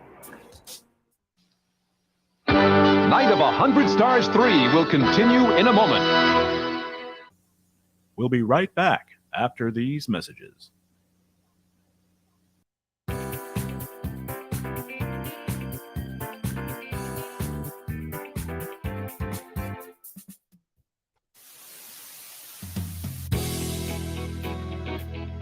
Then and Now. Then and Now's host, Dave Z, takes you on a journey to discovering TV's past and how it compares to today. So stay tuned. I had to get out of that other control room. That weird guy kept running in and out of there. But we'll be right back, right after these commercial messages. People are coming from everywhere to play the $10 million blockbuster video game. Because the more you play, the more you can win. Win instantly or collect game pieces to win. Trips to the new Universal Studios Florida where you can see the stars and ride the movies. With transportation by US Air, America's most frequent flyer. Or up to $100,000 in cash. Millions of prizes in the $10 million blockbuster video game. Drop in and play. Blockbuster video. Wow, what a difference. It's Magic Summer from Coca-Cola Classic. There's magic in the real thing. You never know wherever you go, you might find magic. Introducing Coca-Cola Classic Magic Cans. You can't tell them apart from real cans, but inside, real cash. Up to $500, trips, or other great prizes. They're a rare find, but worth it, so stock up. Because with Magic Cans, you can win instantly. Can't beat the real thing. You know what I love about this ham and turkey melt? Before you get to the ham, turkey, cheddar, and Swiss all melting together, you get to the grilled sourdough. And that's the best place to start. The new ham and turkey melt at Jack in the Box. The scrambled egg pocket just got better. We've added free hash browns. So order our scrambled eggs, ham, bacon, and cheddar in a warm pita plus any beverage, and the hash browns are free. For exciting new taste, this is the place. Fur's Supermarkets presents Sharon Maines. Every day at Fur's, you'll find this sign, TRP. It means today's reduced prices, and they're your sign to even greater savings.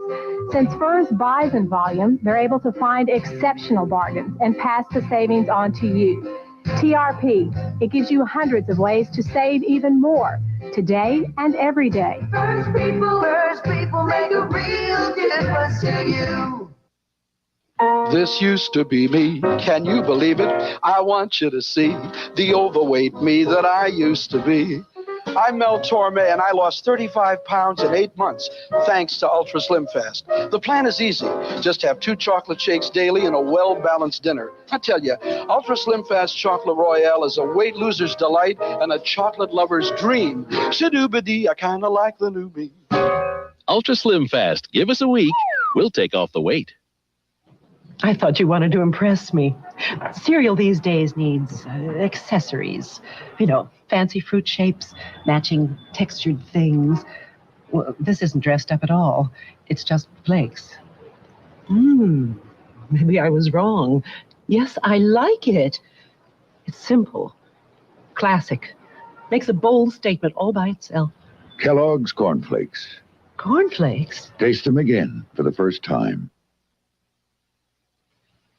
Nobody does comedy like NBC. Nobody's got classic like we do.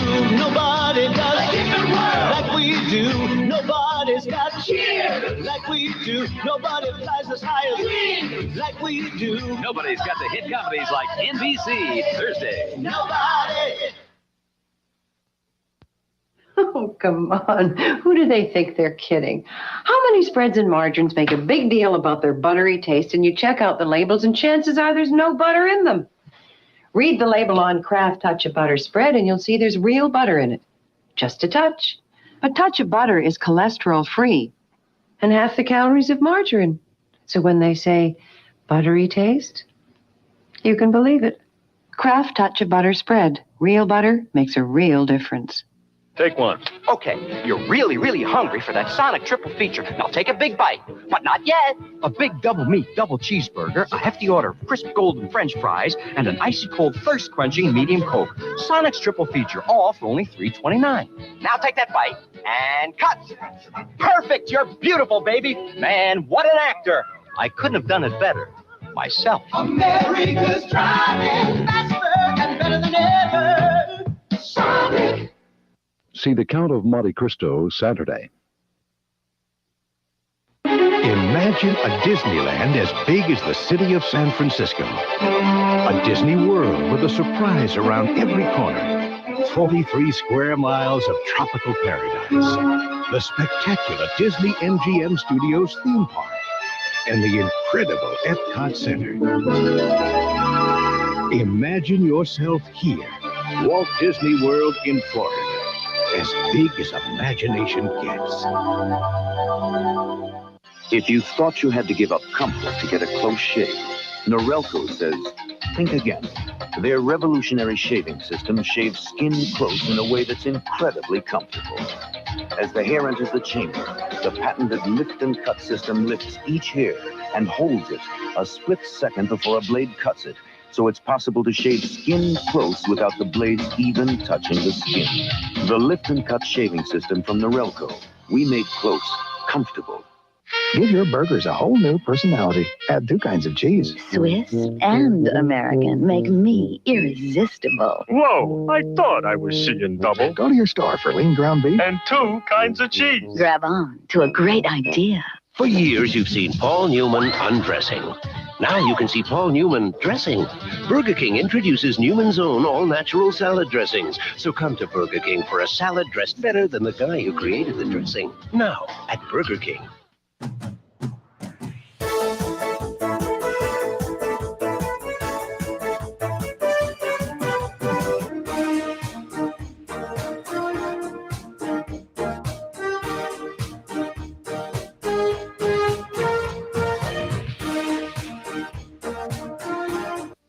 we're back. Hey, Ray, I bet you can't touch your nose with your elbow. Elbow did it? The prison humor. Would you get out of here? We got a show to do. Wherever there's a light shining in the night, we'll be there. She is light, warm and bright. Wherever there's a moment and a dream inside, she is light, we'll be there. Things to life. Fabulous. Dave Thomas, the founder of Wendy's, is always on the lookout for new ideas in food. Enjoy it. Enjoy what?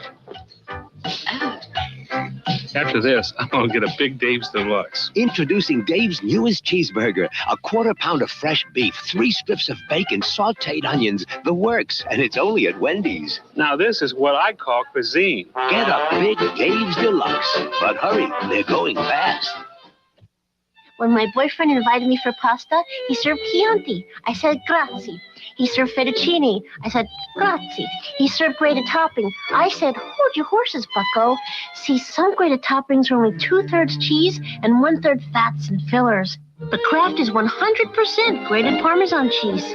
So you see, there's grazie and there's not so grazie. Kraft 100% grated Parmesan for 100% great Parmesan taste. Arby's asks, what's the perfect double-decker? Start with a lightly toasted bun and plenty of lean roast beef. Perfect. Thin bun, more roast beef, tomato, good, lettuce. Now that's a sandwich. No. Back up a minute. Bun's good, roast beef's good. Now cheese. Swiss. More roast beef, more Swiss. Beautiful. Hey, not so fast. Where's the lettuce? Now roast beef, some bacon, some cheddar, tomato. Perfect. I couldn't have made it better myself. I kind of like Arby's new double-deckers. They're perfect for everyone. There's still magic to be found out there, the magic of moments and times to share. Sweet dreams are coming true, and there's no difference between me and you. It's food, folks, and fun. Food, folks, and fun. You know the one, McDonald's, for food, folks, and fun. A simple smile, a friendly face, the golden glow lights up the place. Look around, there's magic you can feel. A world that keeps changing, there's still magic out there. You know the one, McDonald's, food, folks, and fun.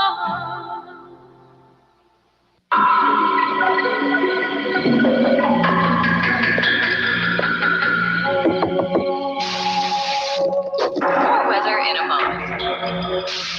This is one of 570 million refund locations for American Express traveler's checks. Just phone, you can get a refund hand delivered virtually anywhere. Is that you, hon? Don't let anything ruin your vacation. Take only American Express traveler's checks. Don't leave home without them. Well, my husband sees me eating a bowl of Cheerios one morning and asks me, what's up? You never ate Cheerios before, he says. And before I could tell him why, he started on about how confusing all these nutritional claims had become. But that's the whole point, I said. What? Cheerios is low sugar, whole grain oats with all the oat bran. It's nutrition made simple. I think he got the point. I hope you've enjoyed the show, in spite of all the disruptions.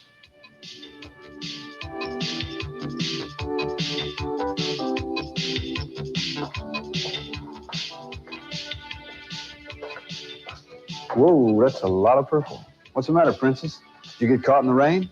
I don't speak to strange men.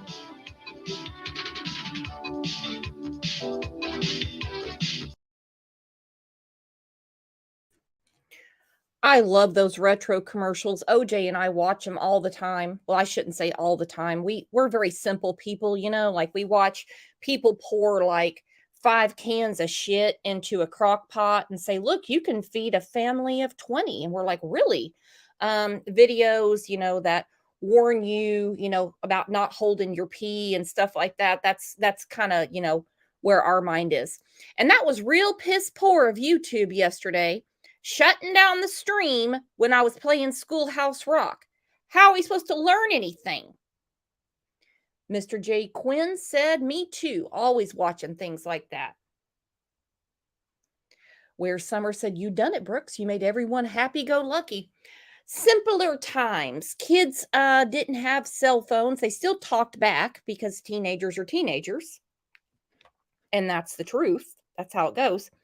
So, all right, the trial this morning, there's people that are good at their jobs, okay? And there's people that like to talk about their jobs. The cell phone dude is somewhere in the middle. And I can't figure it out.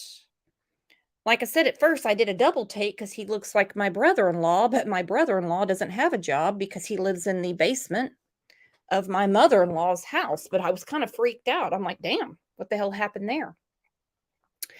All right, let's put some more commercials on. And don't forget, I'm going to put it up right now. At 1 o'clock, we have a members live. And we have a lot of new members, so we're all going to pile in there and listen to me bitch about this. Oh, hang on. They're back.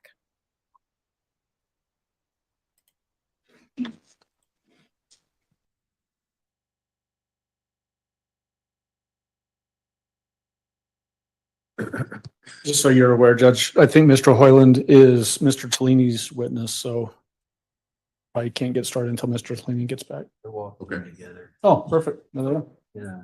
I was just mentioning that this is your Line. witness. Yeah. Agent Hoyland, if you would resume Are you your gonna seat, want the me- witness stand, to remind you, sir, that you're still under oath. Thank you, Your Honor.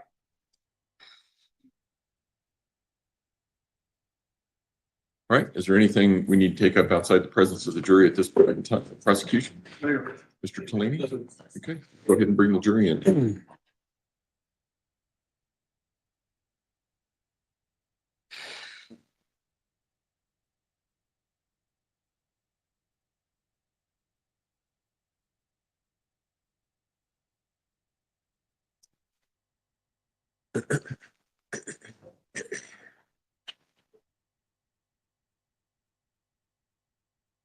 Sometimes the jury won't go back. Weird.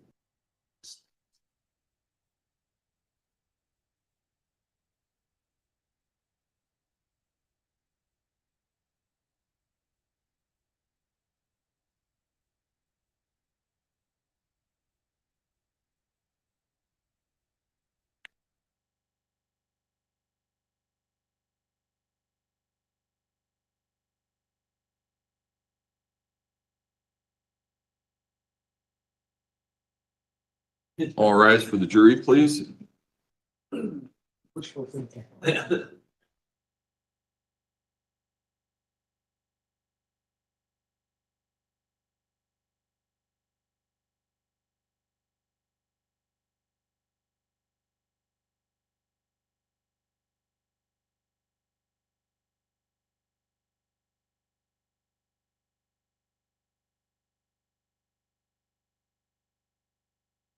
Thank you. You may all be seated. Court will recall 20 CR 1358 People versus Letecia Stauch. Record should reflect the jury has returned to the courtroom. When we took our break, we were in the midst of Agent Hoyland's testimony. That's where we will resume. Mr. Allen. Thank you, Judge. We had just talked about page 35 of the exhibit, Special Agent Hoyland. We're going to move on to page 36. What are we looking at here? Sure. So to orient everybody, we are still on Tuesday, January 28th. We're in the evening. So you see over here in this call out box at 6 o'clock, there's an incoming call to Letecia's device using the tower and sector facing the residence. Subsequent to that, her Life 360 data brings her phone south towards that Starbucks that we had previously mentioned where she had done an interview. During that time, her device sent some iMessages back and forth with Albert and Harley's phones. Subsequent to that, the device returns back into the area and utilizes the tower and sector facing the residence, 635 through 638. You see at 643, it now uses the north-facing sector, as denoted by that 350 degrees right there. 643, 43, and 644, using that tower and sector. Life 360 data continues to bring Letecia's device northward, terminating at the airport parking lot at 649. Moving on to page 37, what are we looking at here? So the yellow identifiers are the Tiguan, right? So the Tiguan now has some new data for us. We're still on that evening of the 28th. Beginning at 7 o'clock, there's Life 360 and Tiguan data at the airport. There's some phone activity off of the towers there. You got 703. And then you got 726. Letecia's phone is using that tower and sector farther north near Falcon. In conjunction with that, the Tiguan data shows that vehicle leaving the airport and also heading north towards Falcon. The Life 360 data terminated at 714. So all we had was the vehicle data after that during this period. Harley's phone during this time was utilizing the tower and sector down near the residence, which is obviously not shown on this map. This is just Letecia's phone. Okay, so just to orient, we're talking again about Tuesday, January 28th. Is that right? And I asked you right when you're taking a sip of water. Sorry, I should have known. I knew the question wasn't going to be long. Yeah. Yes, you are correct. Evening of January 28th. And roughly, I think the first entry that we have on this particular page is 6:51 p.m. Is that right? It is, again, using a tower and sector for Letecia. There's an outgoing call, two outgoing calls off of that tower and sector just southwest of the airport, facing back towards the airport.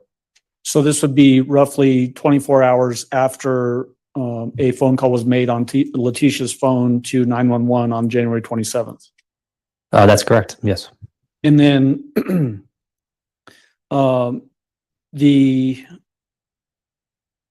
7 o'clock p.m. entries at AP, the Avis car rental, is that again in the airport parking lot area? It is, yes. Does this indicate travel to the airport in that Kia rental and then getting into the Tiguan, and now we're seeing Tiguan data again? I guess I don't know. I don't recall anyone telling me how Letecia's device made it to the airport, but we clearly see the Tiguan now, powered up and leaving the airport and heading north towards Falcon. So either a vehicle swap or walk to the airport or something like that, and then Tiguan access from that point forward. Correct. Okay. And what is up? You may or may not know this, but in that Falcon area, is there a shopping center up in that area where it terminates at 7:27 p.m.? Yeah, I remember looking at that when we were early on in this investigation, still looking for Gannon. And when I looked at Google Earth, it appears there was some sort of strip mall shopping center area near that intersection. Were you aware of any search efforts being conducted based on this type of information? So like this area in the Falcon area, search efforts being conducted there in dumpsters and that sort of thing? I do recall hearing about some search efforts there because it was sort of our last data point, right? We use whatever information we have. If that's the last point, then maybe something happened there. Okay. Moving on to page 38, what are we looking at here? So the same evening, so following that last call, there wasn't any other AT&T activity until 12:53. And based on looking at the records, her phone was disconnected from the AT&T network at that point. And I can say that with some certainty because we don't see any other data sessions or any other things going on that we would traditionally see with her phone if it was active and connected to the network. So placed in airplane mode or turned off would be the two primary reasons a phone would be disconnected from a network. The Tiguan, though, as you see here, beginning at 7:57, paints a breadcrumb trail up towards where a board was recovered near Palmer Lake. There's a slight deviation off the main sort of path there for about a half hour at 8:34 through 9:07.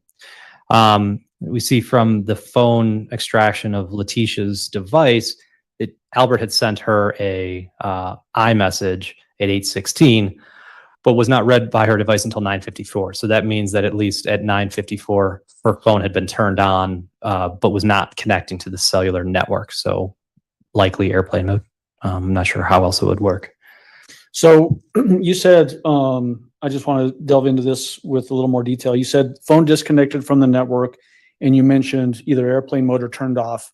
When a phone either is put into airplane mode or turned off, does that require conscious effort by whoever the user is on that phone to get it into either one of those two modes? Yes, I guess the asterisk to that would be your battery could die on your phone. That would turn your phone off without user interaction.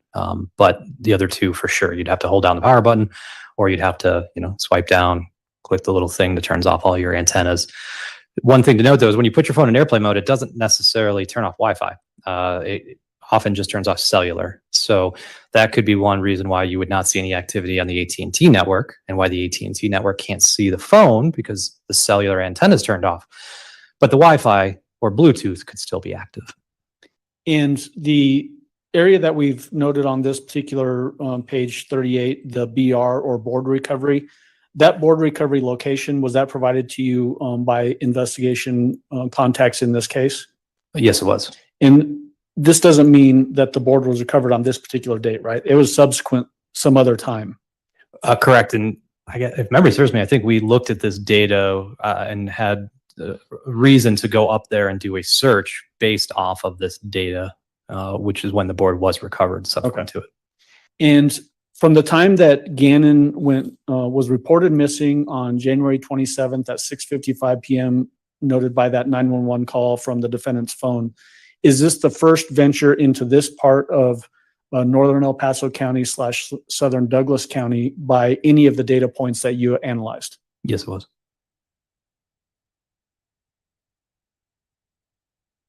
Moving on to page 39, what are we looking at there? Again, it's just Tiguan data on the later hours of January 28th. You can see on there 9:23 is sort of when I picked up, and I start showing all of that data traversing back south towards the Massage Envy location. The vehicle arrived in the shopping center approximately at 11:30, and at 12:53, as I had mentioned before, is the first activity with Letecia's device back on the AT&T network, and that's going to be 12:53 a.m. on January 29th. Calls prior to that were routed to voicemail, and there was an outgoing call to Albert that was via Wi-Fi at 12:34 as well.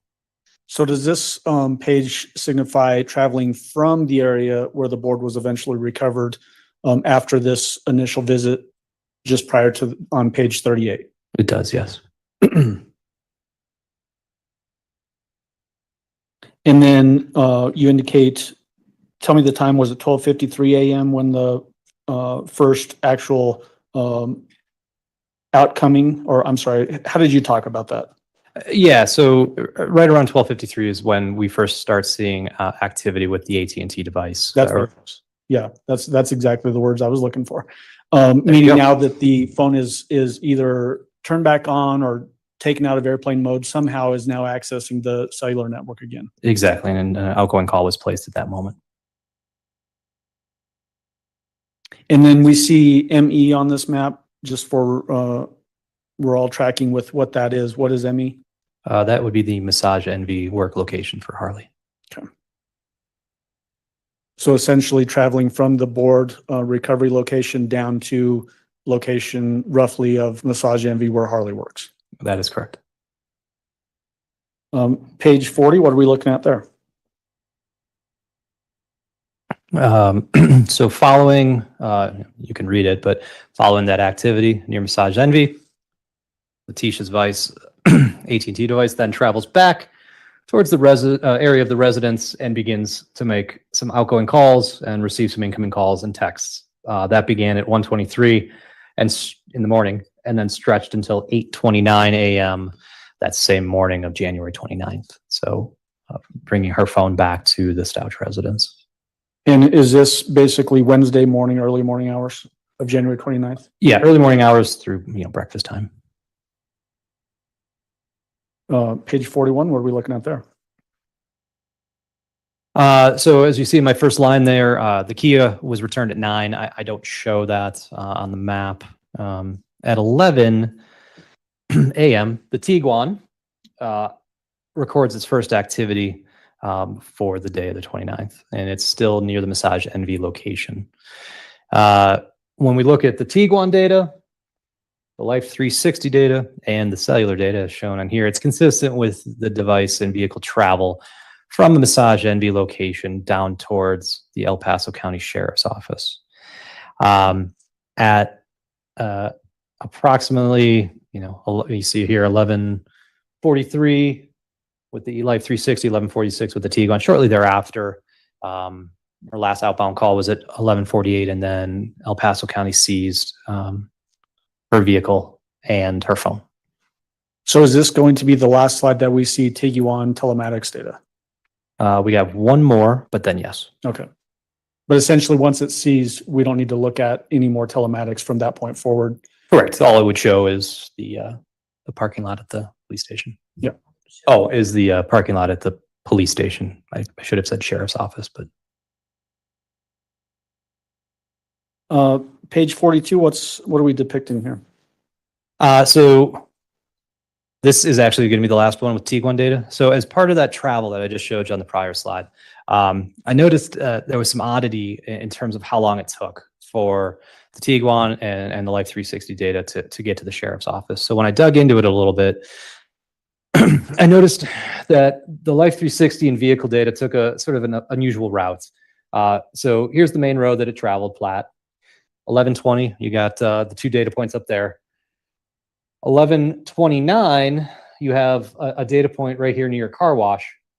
And then, while I don't have timestamps for all of them, what happens is the vehicle goes up here and it's recorded with Life 360 as well, coming back down and continuing on its way. So it's almost like call it a 5 or 6 minute deviation. So when I looked at Google Earth to figure out, hey, what's there? Why would that happen? Why would it jump on Boulder Road and then snap back to Platt? I noticed that this car wash was located right there. So who knows? It was an interesting sort of find, if you will. I would have thought somebody would have just traveled straight from point A to point B. Okay. Did you have information from the investigation that when the defendant showed up at the sheriff's office, it appeared to people at the sheriff's office that her car had been recently washed and was still wet?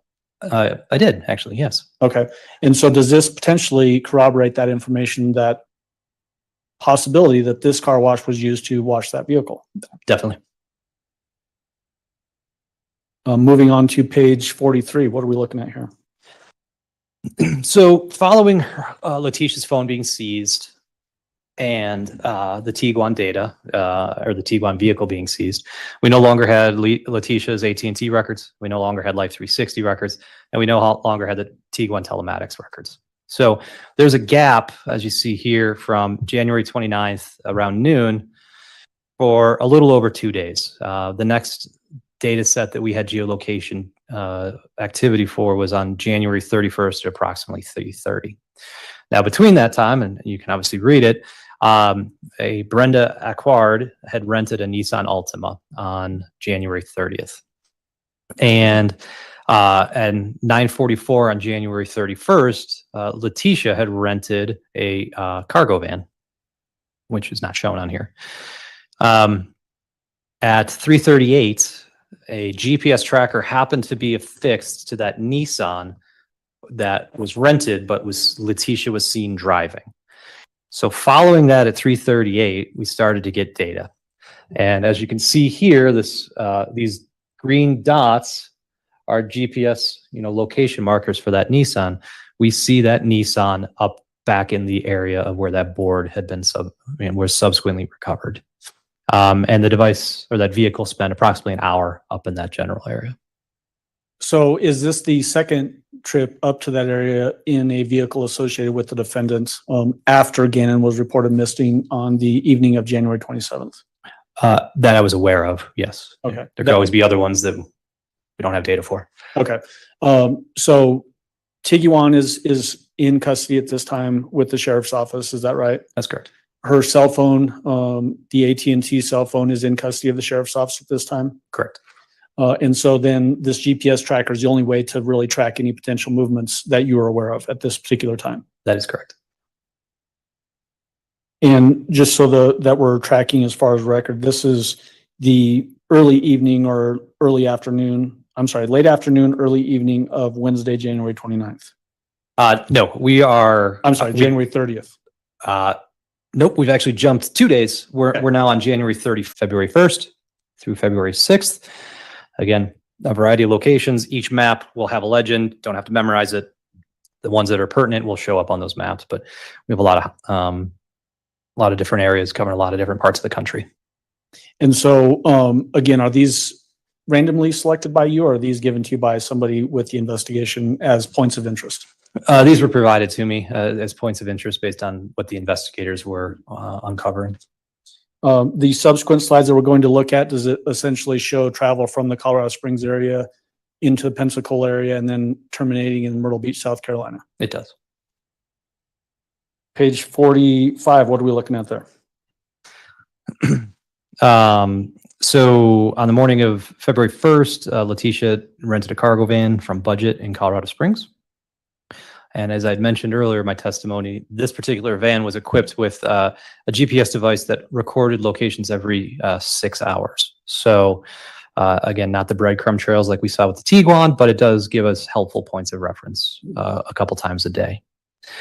Following that, that rental, we see a data point down here at 1010 near a truck stop, or a Love's truck stop in Pueblo along I-25. So clearly the vehicle has already began to move away from where it was rented.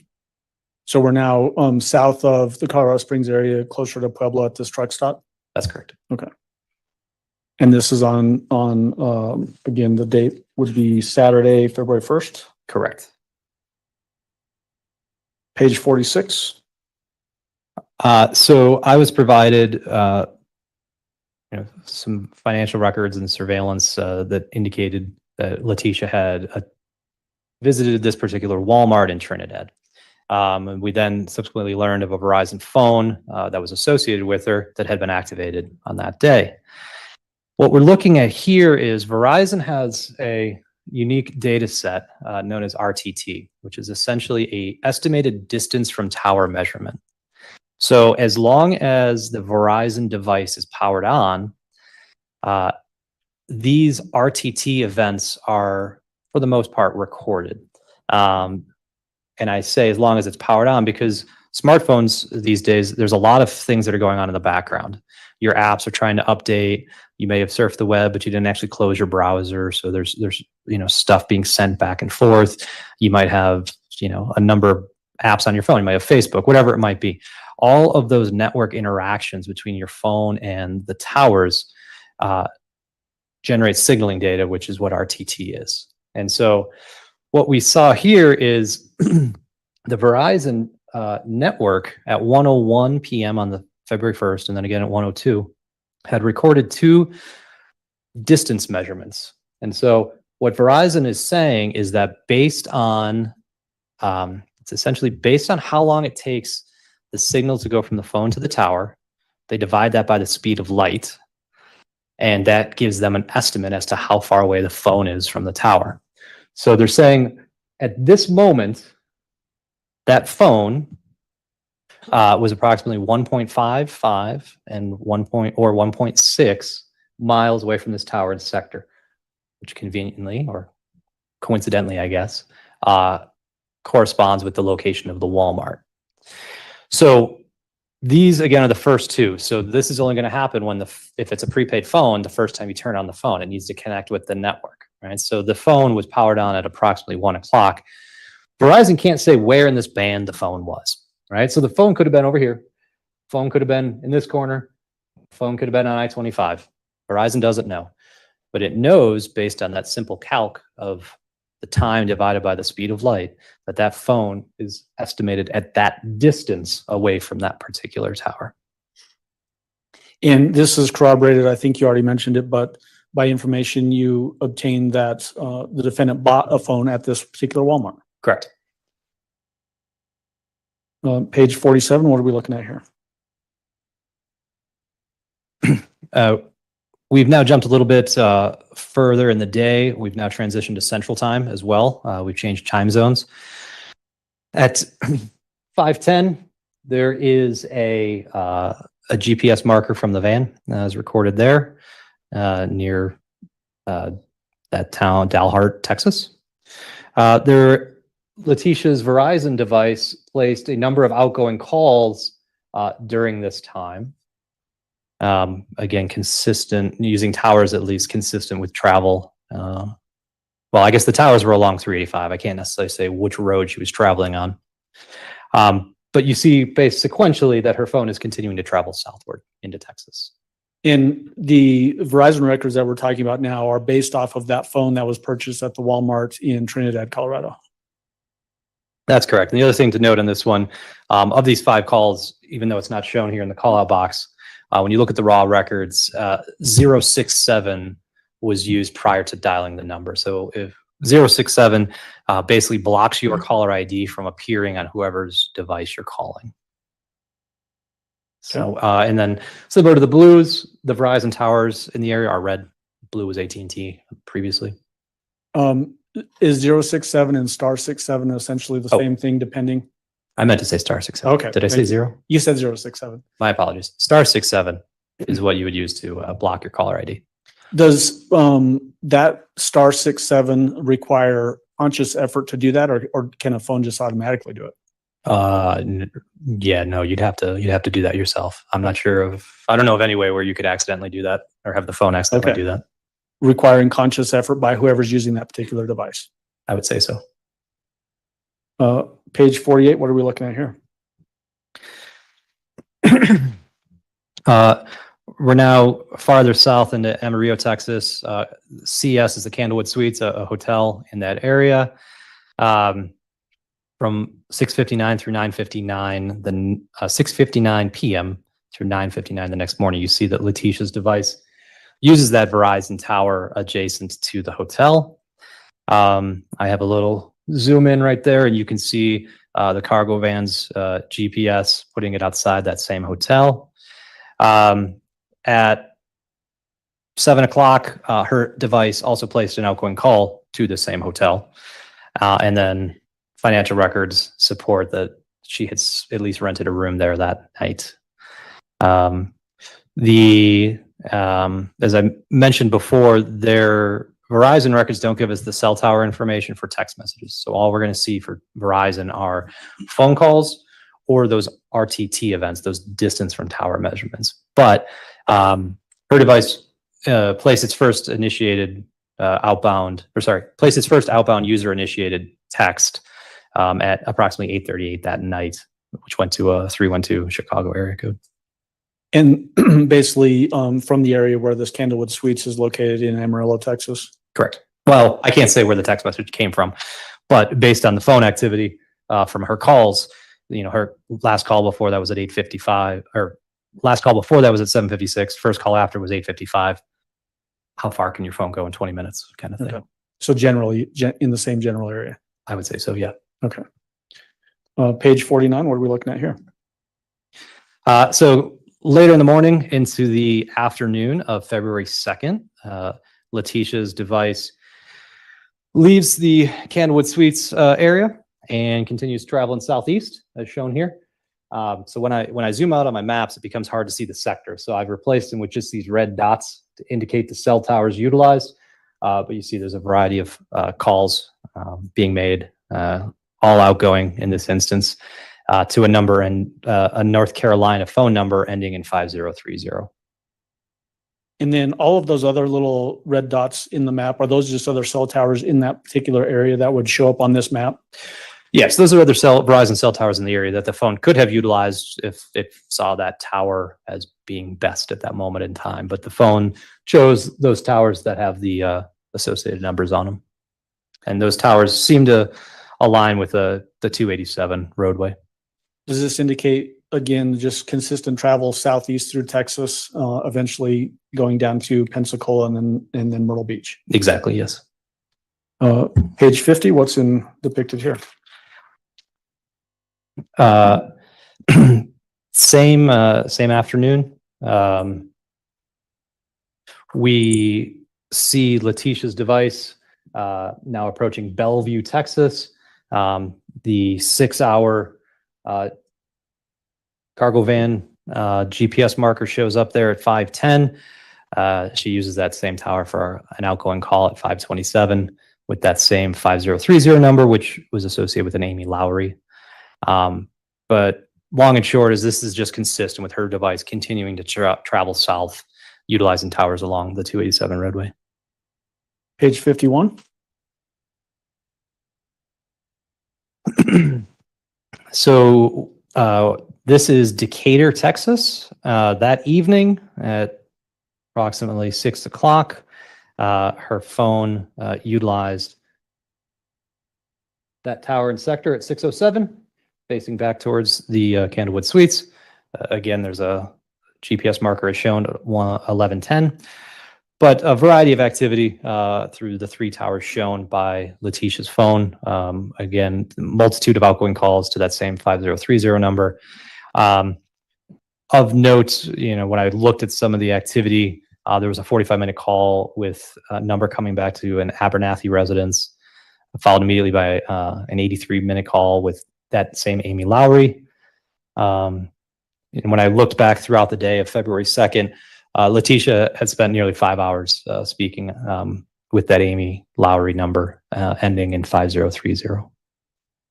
And the 3 hotels that are going to be denoted in these slides, are they all Candlewood Suites?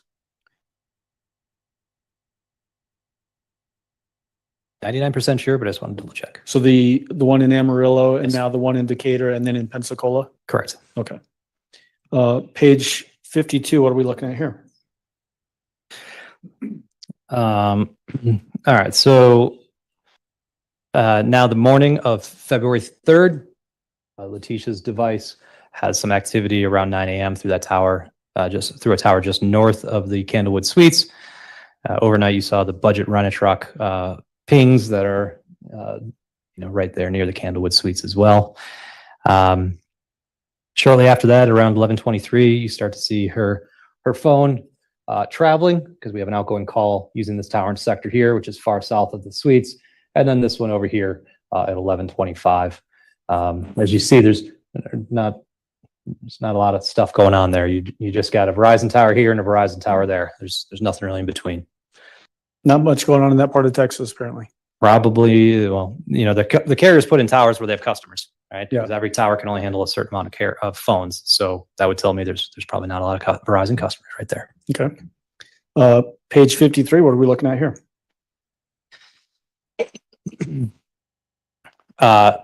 So I jump ahead a little bit. There was a call outside of Dallas that afternoon of February 3rd that I didn't show, but Letecia's device and the GPS from the truck are consistent with travel eastward towards Mobile, Alabama.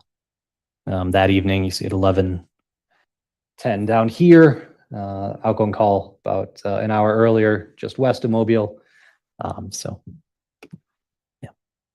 And so we're on February 3rd, I believe here. Is that correct? That is correct, yes. So roughly a week after Gannon Stauch has been reported missing by the defendant on January 27th at 6:55 p.m. That is correct, yes. And then page 54, what are we looking at here? So this Candlewood Suites is in Pensacola, and we see her device, the Verizon device, show up with first recorded data session at approximately 12:39 a.m. the morning of February 4th.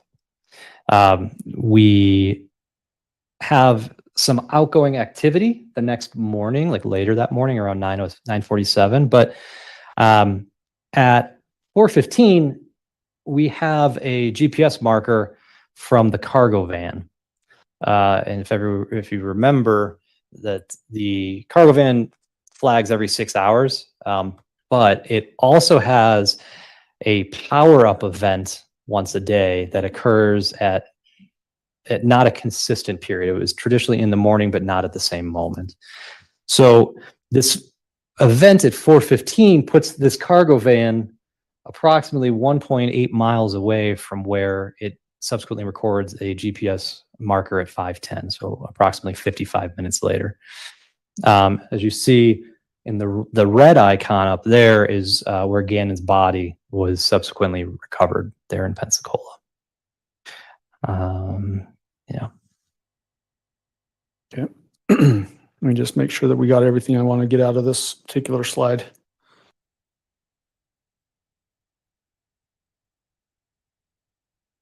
We made note of this at the very beginning. When we're talking about 4:15 a.m. or 5:10 a.m., this is local to the Pensacola area. That is correct. Yes. These times. Okay.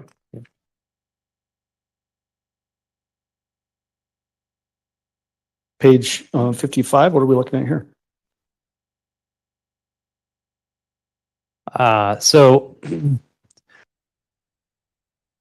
just to be sort of thorough, I had asked one of my colleagues who lives down in this area, one of my CAS colleagues, if he would be able to go do some drive testing for us, because I wanted to understand the coverage area of these Verizon phones, or the Verizon towers that Letecia's phone had used.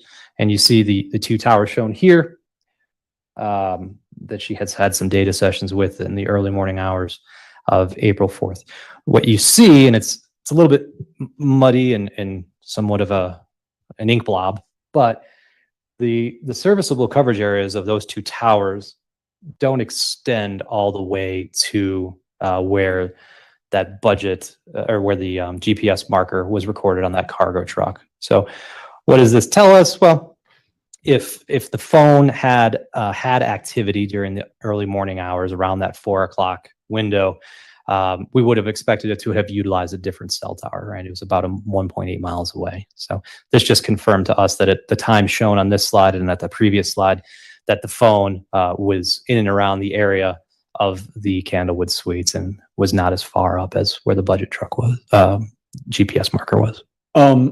Could it also mean that just no phone activity is being initiated on that particular phone while the budget truck is moving? Oh yeah, definitely, right? Because we can only talk about the general area of where a device is when there is activity, right? When it records a connection with the tower. So without that, we wouldn't know where it was. If there had been phone activity beyond the coverage area indicated by these pink and green blobs here, would it likely have connected to a different tower if there was phone activity? Yes, it would have. Okay.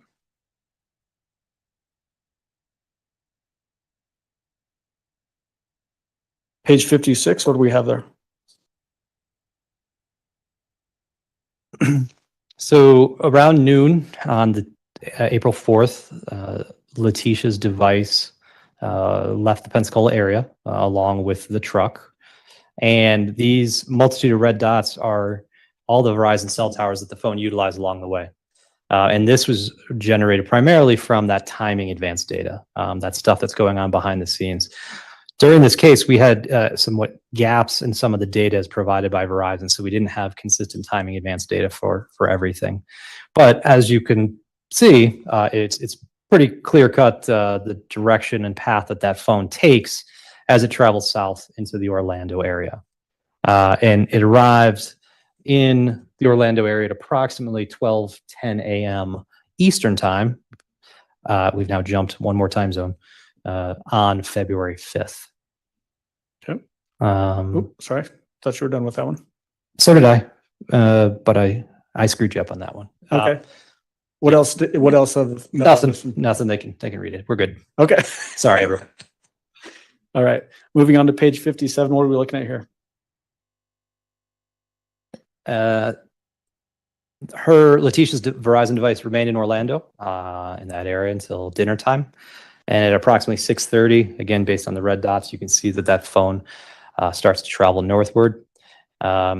This 10:17 a.m., that was a time stamp mistake. That's actually 10:17 p.m. I didn't catch it peer review didn't catch it. My apologies. As I mentioned, there was gaps in the data. So once that phone traversed into Georgia, we didn't actually get any more RTT data. But we do see at 10:12 a.m. On February 6th, that the truck is at least now outside of Savannah, Georgia, technically in Pooler, Georgia. So we have van data down in the Orlando area at 6:10 a.m. and then again at 12:10 a.m., signifying that 6-hour gap when it would do the drop of breadcrumb.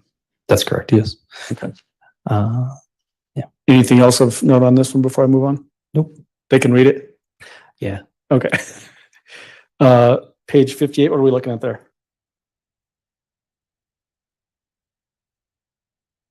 So we're now morning, a little later in the morning on February 6th. Letecia's phone utilized a tower down here at 5:20 for some outgoing calls. At 10:42, it utilized that tower and sector facing the Abernathy residence for some outgoing calls. You see the GPS pings from the device or from the vehicle. There's a budget rental location down there, which is where the vehicle was subsequently dropped off. That star 67 that I mentioned before, these outgoing calls on this day also had that star 67 to block the caller ID to the person answering it. And there was a total, Letecia's device had 73 text messages recorded by Verizon. Again, we don't get the cell tower, but we at least know that there's a decent amount of activity going on with her device during this period. It just dawned on me to be a little more clear on the star 67. If I put star 67 into my phone and then I call you, what's it going to show up on your end? I think each carrier handles it a little bit differently, but typically it says like private number or blocked number or no caller ID available. So it essentially, if somebody on the outgoing call phone puts in star 67, it's to block the receiver from seeing who the call is coming in from. That's correct. Okay. Page 59, what do we got there? The overview slide. So going back to February 1st, bringing it all the way through to February 6th, here's all the various GPS or location data that existed during the time. So we have Letecia's Verizon phone, and we have the rental truck's GPS. And so that is what you see here, bringing it from Colorado Springs area all the way down to Florida and then up into the Myrtle Beach area. And spreading across basically from February 1st all the way to February 6th, so roughly 5 days worth of travel. That's correct. That sort of travel route, would that require multiple stops along the route in a gas-powered vehicle like what this van was? Oh, yeah. To get gas? Use gas, use the bathroom, eat. Okay. Yeah. All right. Let me just check with my colleagues to make sure I didn't miss anything. That's all I have. Thank you. Mr. Tellini, cross-examination. Pardon? Do any of the jurors have any questions for Agent McClellan? No? All right. Thank you, sir. You may step down. Thank you very much.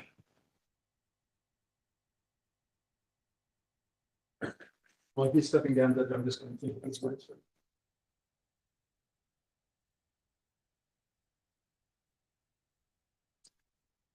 Prosecution, calling next witness, please. Morning, Your Honor. We'd call Dr. Christine Moore.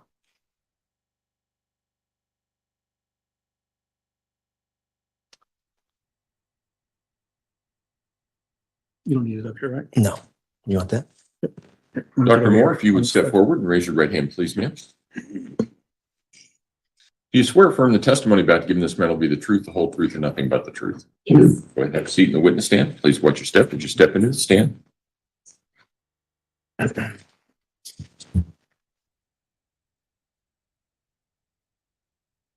Mr. Young, on the matter that we talked about earlier, qualify the witness first, and then I'll give the instruction. Sounds good, Your Honor. Good morning. Good morning. Could you please introduce yourself to the jury and spell your last name for the record? Sure. I am Dr. Christine Moore, M-O-H-R. And what is your occupation? Currently, I am a clinical program director for Larned State Hospital's sexually violent offender treatment program. And how did you get the title doctor? I received my doctorate in clinical psychology in 2014, completed over 2,000 hours of clinical training for towards my licensure, and then applied for my licensure, took my licensure exam, and have been a licensed clinical psychologist since 2016. And what kind of roles have you had, jobs have you had as a clinical psychologist? Typically, I've worked in psychiatric hospitals, jails, prisons. I've been a forensic psychologist, so conducting sexual and violent risk evaluations, sexual predator evaluations, parole evaluations, assisted with civil commitments for individuals who are mentally ill. So worked in a variety of settings. And in those variety of settings, have you both treated patients and also done forensic examinations of patients? Yes. Could you distinguish those two for the jury? What are we talking about when we say clinical examination? So a clinical examination is typically something, an evaluation where you're looking to provide a diagnosis or understanding of what could be concerning about that person, what sort of mental illness might they meet criteria for.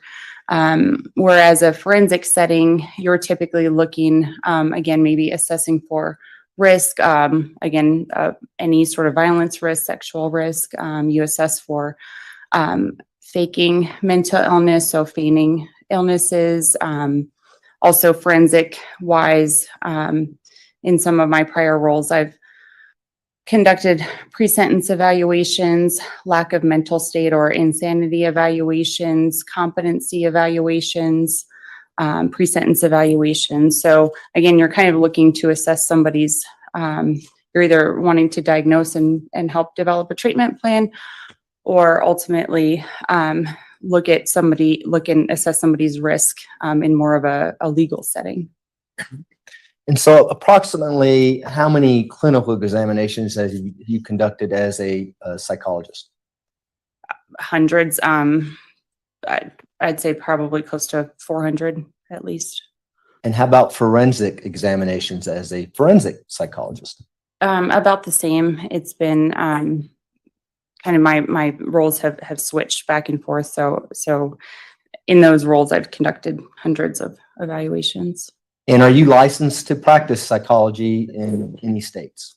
Yes, I am licensed to practice here in Colorado as well as in Kansas. And what does it mean to be licensed to practice psychology? Let's talk about the state of Colorado. Sure. So it means that you've met the required qualifications to, as required for the Colorado Licensure Board, and here it's called DORA, the Department of Regulatory Agencies.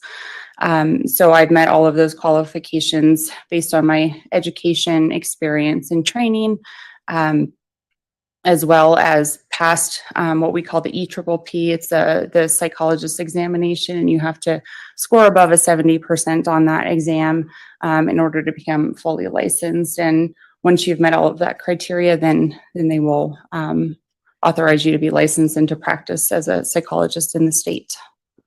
And does each state have its own requirements to have a license in psychology? Yes. And are you licensed in other states? Kansas. And is that where you currently work? Yes. Are you, do you have any training, or do you have what we call as lawyers CLEs? Do you have annual training that you have to go to keep your license? Yes, so I have to do that both for for Kansas and Colorado, between 40 and 50 hours of continuing education, and specifically in ethics, also about diagnosing, ensuring that you are familiar with the DSM-5 and making sure that you are able to accurately diagnose, and then things specific to your field. So especially when I've worked mostly in forensic related settings, I also tend to prefer to obtain additional CEUs in those sort of settings. So being trained and qualified to perform the risk assessments, personality assessments, malingering assessments, intellectual disability assessments, things like that. So I also focus my CEUs in those areas. And you mentioned the DSM-5. What is the DSM-5? That is a diagnostic and statistical manual. So it's in the mental health field. We typically use that as a guide to help with diagnoses. So it has the criteria of what each diagnosis is required that you have to meet. It also provides kind of some associated symptoms related to different diagnoses, just to help the clinician really ensure that that's the person that they're assessing is meeting that criteria. And is that used throughout the country? Yes. Do you stay up on recent literature and things that are going on in the field of psychology and the fields of forensic psychology? Yes. And what do you do to do that? Mostly that's CEUs, but again, just going out, ensuring that I am trained and seek out the trainings that do allow me to do my job. So, for example, like a sexual risk assessment, you have to be qualified and trained to conduct that sort of assessment. So I'll go out and get additional CEUs in those areas just to make sure I am trained and qualified to do what I do. Okay. And have you given presentations or have you taught classes with regards to psychology and forensic psychology?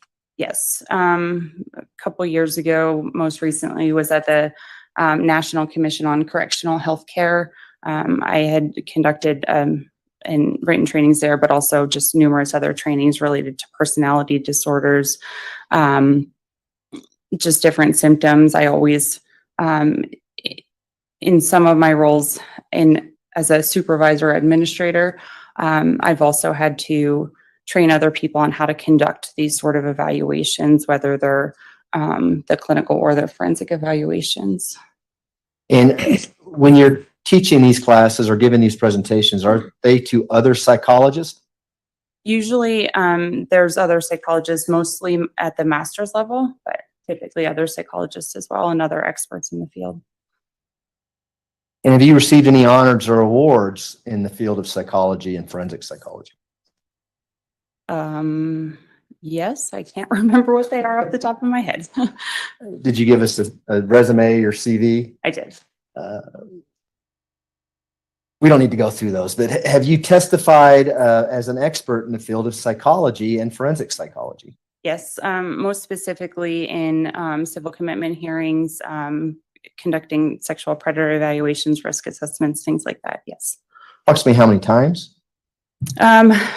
A lot of times, despite writing the evaluations that I did, I wasn't called to testify. So it's been more the civil commitment side, probably around 30 times. And what is a civil commitment proceeding? So that's typically when somebody is mentally ill. They have a severe and persistent mental illness where they do not want treatment. And so we have to commit to them to a psychiatric hospital against their will. And so we're essentially telling, usually it's a magistrate judge, some of their symptoms and why they would benefit from treatment against their objection. Okay. Now, at this time, I'd ask that Dr. Moore be qualified as an expert in the fields of general psychology and forensic psychology, and ask that she be allowed to give opinions in those fields. Defense? Can we approach? You may.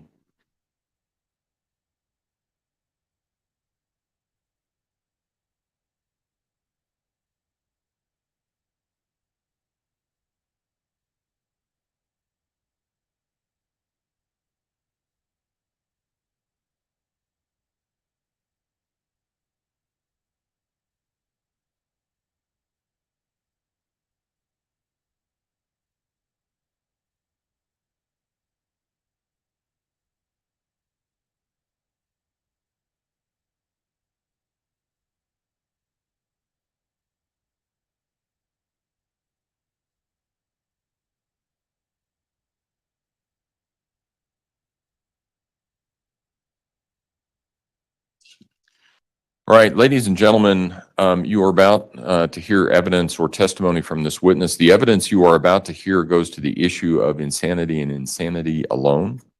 With that, prosecution. Thanks, Jim. Dr. Moore, could you give the jury a little bit more specifics of what your role is now and what you're doing in your job out there? Sure. So as the clinical program director of the sexual predator treatment program, we have over 250 civilly committed sexually violent predators. So in the state of Kansas, when somebody is deemed a sexually violent predator, prior to their release from prison, they go for 2 evaluations, a clinical service evaluation, and then a sexual predator evaluation. And then they're civilly committed to the program. So we are required by law to provide them care and treatment related to their sexual offending behaviors. So I oversee all of the clinical aspects of that. I supervise numerous master's level psychologists and master's level social workers. They're the ones that are typically providing treatment. I also chair what we call the progress review panel, so help evaluate if people are progressing in treatment or need to be returned to more intense levels of treatment. I supervise the forensic evaluator, so that person's role is to conduct initial evaluations to clarify diagnoses, and they also do annual evaluations that are required by law for the court to determine if that person still meets civil commitment criteria as a sexually violent predator. What were you doing back in March of 2020? I was the mental health director at the El Paso County Jail. In that role, I supervised the master's level therapist there, the discharge planner, oversaw all of the psychiatric care. So supervised the psychiatrist, the psychiatric nurse practitioner, the psych nurse, just again, ensuring that care was adequately provided to approximately 1,500 inmates at any given time in the jail setting. And before we get into the details with regards to this case, we talked about a clinical diagnosis or your role as a clinical psychologist versus your role as a forensic psychologist. Can you explain the difference between the two? And let's start with what a clinical psychologist might do and how you treat a patient who may come see you. Sure. So in a clinical psychologist role, somebody is typically coming in due to some, either whether it's them self-reporting some mental health concerns. It could be something like anxiety, depression, schizophrenia, bipolar disorder, things like that. And what we do is we start by conducting an initial evaluation and diagnostic clarification to make sure that we do have an accurate diagnosis. And then from there, we develop a treatment plan in order to help stabilize them, whether that would include individual therapy, group therapy.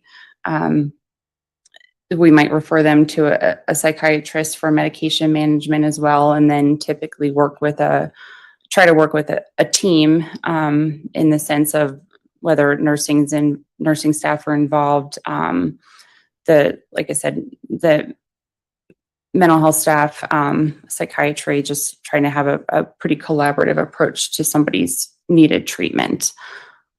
And in a clinical setting, are you relying, much like a medical doctor may do, on what the patient's telling you, at least at the beginning, to see how that mental illness may be treated?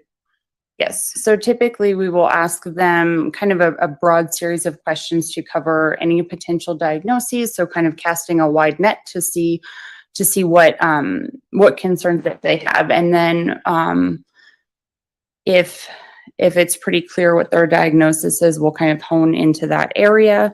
So maybe they report, for example, that they're depressed and they meet criteria for a major depressive disorder. And we'll go in and develop a treatment plan specific to that. If we are not sure, or they might have symptom overlap, which is tends to be common.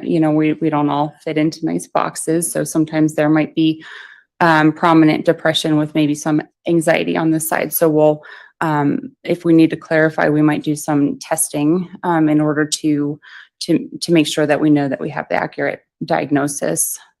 And this diagnosis that you're making, you alluded to, if it fits the criteria or words to that effect.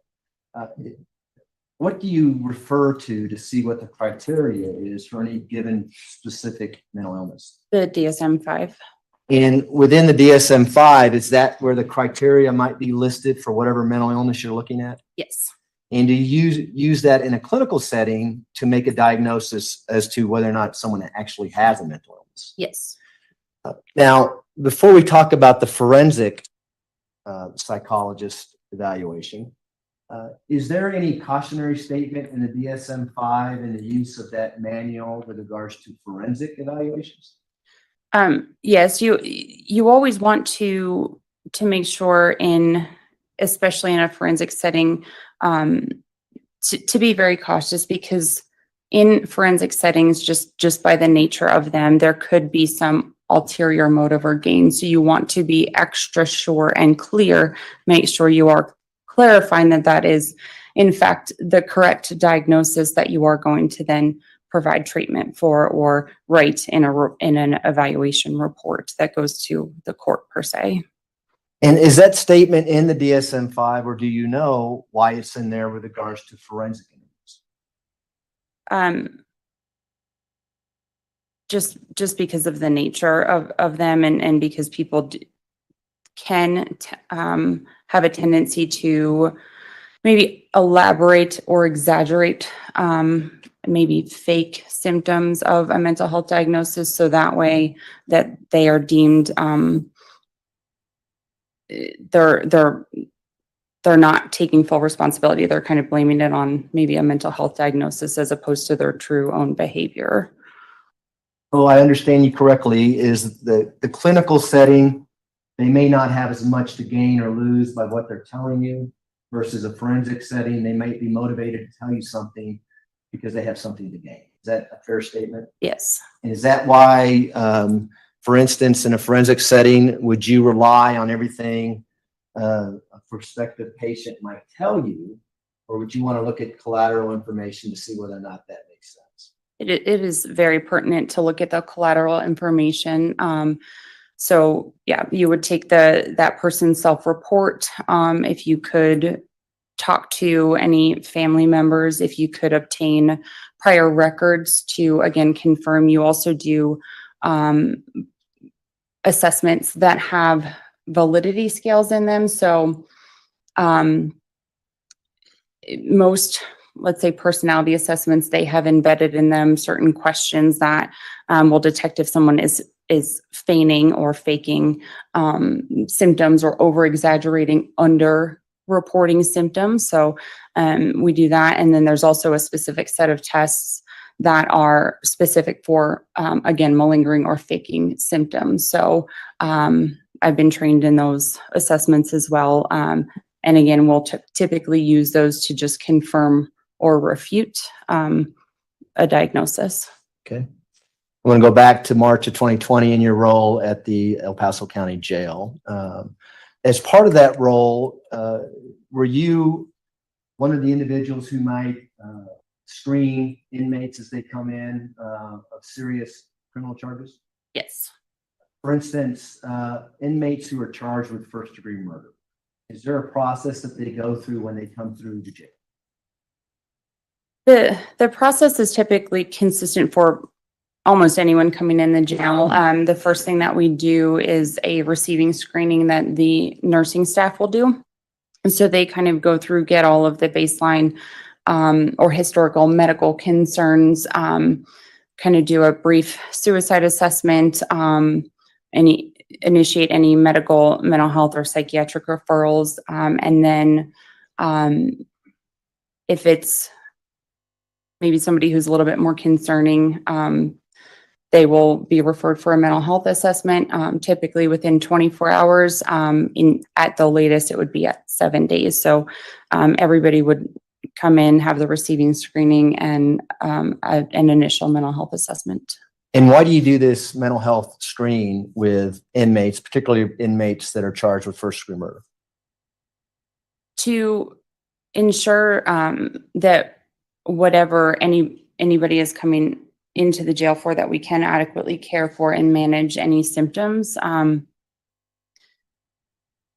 In a higher profile case, given my higher level of licensure compared to most of my team that worked there, they were mostly master's level clinicians. I typically would try to meet with those individuals that have higher profile crimes, just because I have a pretty extensive history working in that forensic setting and providing diagnoses. So that's why I would typically go see somebody, and specific for higher profile crimes, because of the nature of them, we always want to ensure somebody's safety. So typically people who come in again with higher level crimes, I'll, as a safety precaution, put them on suicide watch initially, just to ensure that, given the nature of the crime, sometimes in and of itself going to jail is traumatic. It's kind of a scary place. And so I just want to ensure that that person is safe. I mean, ultimately in the jail setting, safety is the key. So we will also do a pretty thorough suicide risk assessment with them. Do you also do an assessment to make sure they're not a harm to anyone else at the jail? Yes. We're going to talk about this case and this defendant. Did you have an opportunity to do an assessment of a Letecia Stauch on March 5th of 2020? I did. And is it the same Letecia Stauch that's seated to my left, seated in between the two male attorneys at the table here? Yes. May the record reflect identification of Ms. Stauch. Record will still reflect. Okay. Earlier you alluded to that high profile cases, first degree murder charges, you might take a role. Is that how you got involved in this case? Yes. So tell us about that. What was why did you meet with Letecia Stauch on March 5th, 2020? I met with her to conduct her mental health initial assessment. Again, assess for suicidality, homicidality, again, initial diagnostic assessment, see what referrals might be needed, specific to her given the nature of the alleged crime. Also, just checking in as a stepmother, making sure that she's safe, she's okay, and see how she was adjusting. To my knowledge, she does not have a criminal history. So again, like I said earlier, going to the jail for the first time, it can be somewhat traumatic. It can be scary. People don't really know what to expect. It's a totally different environment. So again, just making sure that my intent was to assess her to ensure her safety and stability while under our care. And what was her demeanor like when you first met her? She was, from my recollection, generally very calm, polite. She reported kind of some general symptoms, but we had a very lucid, fluid conversation where there weren't any significant concerns raised. I do recall she was not really in agreement with being on suicide watch, but again, just due to the nature of her alleged crime, as well as being somebody in jail for the first time, I had placed her on suicide watch just as a safety precaution. And have you done that with many inmates who are charged with first degree murder, just Yes. as a precaution? Mm-hmm. As you're talking to her for the first time, did you notice any obvious signs of any mental illness that she may have had at that point? She not anything overt. Again, just being in jail, I think everyone can be a little bit anxious or nervous. I do recall her reporting a history of a generalized anxiety disorder diagnosis. So that seemed fairly consistent. Her self-report of that seemed consistent with how she was presenting. And as part of your role at the jail there is to prescribe medication that the inmate might need if they do have a mental illness? My role is not to prescribe. I'm not licensed to prescribe medication, but what I do is put a referral in for somebody to see the psychiatrist. If somebody comes in with prescribed medications that we can verify, then the nursing staff can call the doctor and get those medications started, or the doctor can meet with them and start the medication themselves. And do you know whether or not that was done with regards to Ms. Stauch? Yes, our psychiatrist, Dr. Hargraves, had also met with her, I believe on March 5th as well, and prescribed her, I believe it was hydroxyzine, which is an anti-anxiety medication. It's a very kind of generic low medication. It's not something like an antipsychotic, which has helped to kind of prevent some symptoms. It just kind of helps calm down your anxiety a little bit. And I'm still want to stay on the March 5th, 2020, your first meeting with Ms. Stauch. Are you also, is this a kind of a clinical evaluation at this point? Are you also evaluating if there's anything or some mental illness that she might need that you can either refer out or facilitate at that moment? Yes. And as part of that evaluation, do you ask her if she has any mental illnesses? Yes. And how did she respond to that? She had reported having the prior diagnosis of generalized anxiety disorder. As you already alluded to. Did she mention any other potential disorders that she might have? Not that I recall. Did you see any signs of any mental illness other than what she was telling you about the generalized anxiety? No.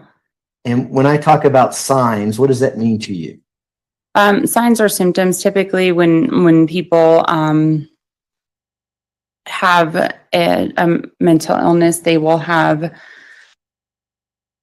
you can kind of see it. So let's say, for example, somebody could be responding to internal stimuli, and that might be consistent with more of a psychotic disorder. None of that was observed. So sometimes they might be looking around at the room or talking to themselves under their breath.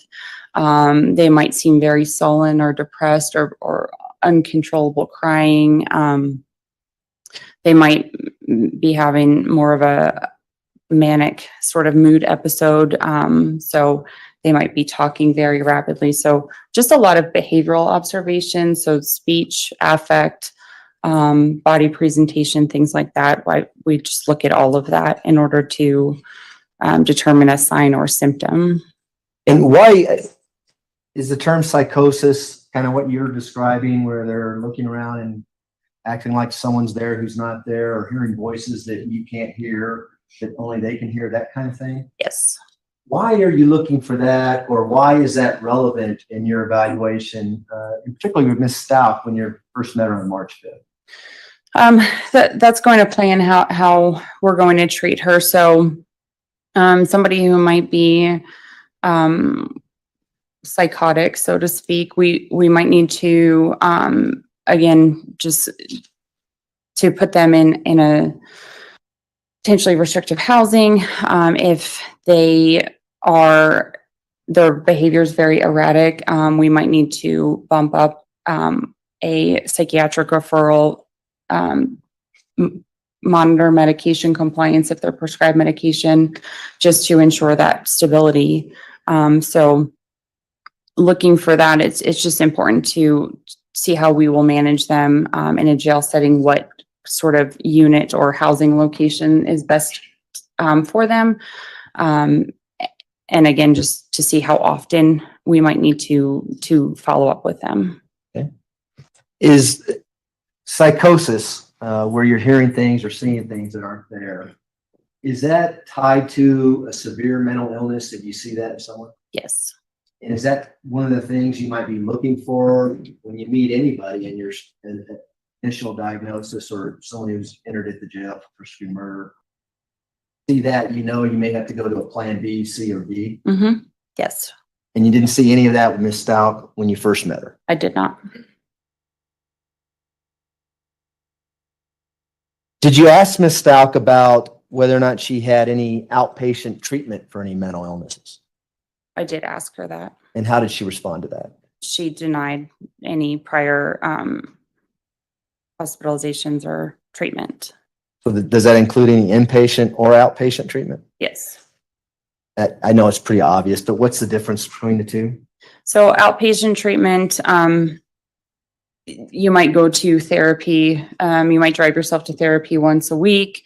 And inpatient is where you're living there. It could be something as short as 72 hours to years. Again, higher level intensive treatment is inpatient treatment with 24-hour around the clock care.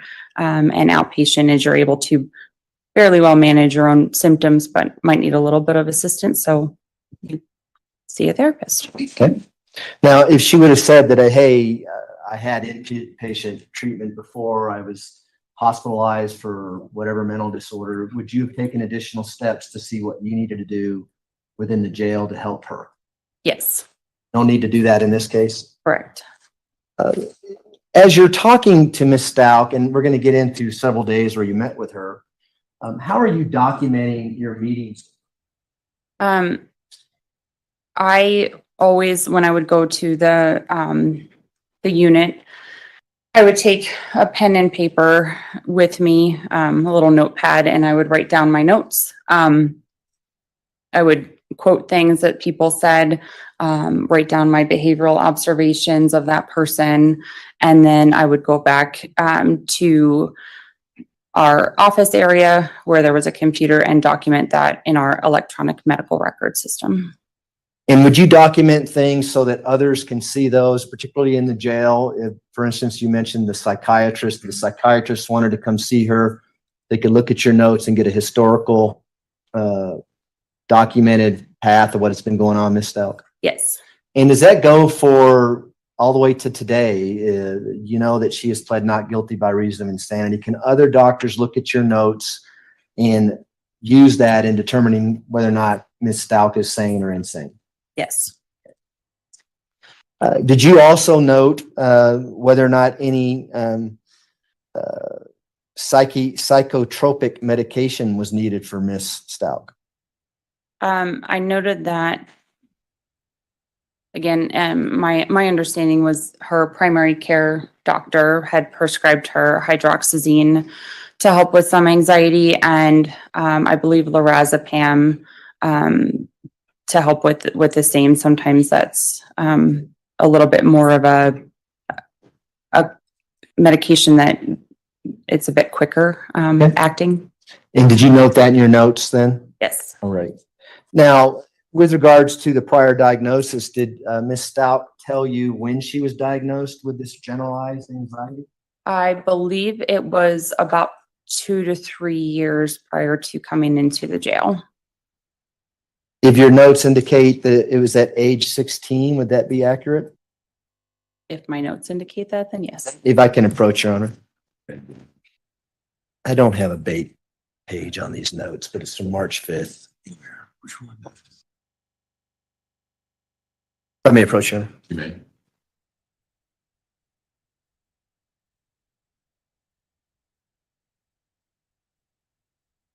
And I'll just direct you to this sentence here. Yes. Now, are these your March 5th, 2020 notes? Yes. Has that refreshed your recollection as to when she said she was diagnosed with generalized anxiety? Yes. How old was she? 16.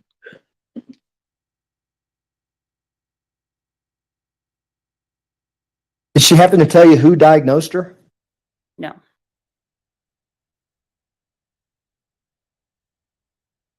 Did you talk to her about any past suicide attempts? Yes. How did she respond to that? I believe that she said that she had not attempted suicide before. Again, I have the privilege of looking at your notes. If you have your notes with you, you can use those, okay? If it helps refresh your recollection, just let us know when you're doing that. If that's okay. Okay. Mr. Young, can you find a reasonable breaking point in the next 5 minutes or so, please? We could stop now if you like, Judge, if it's convenient for you. Give her some time to look through her notes then. That's great. All right. Ladies and gentlemen, we will take our noon recess. If I can have everyone back in the jury room at say 1:30, we should be able to start on time at that point. Again, do not discuss the case among yourselves. Do not discuss the case with anyone else. Do not do your own independent research on any aspect of this case. With that, I'll rise for the jury, please.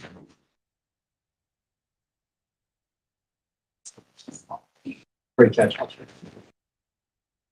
And did you say? 1:30.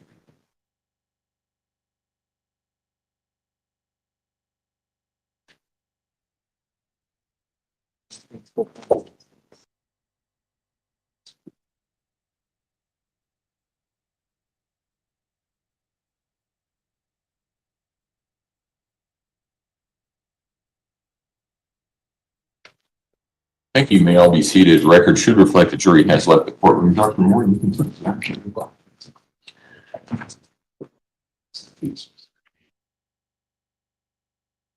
All right, court will be in recess. Thank you.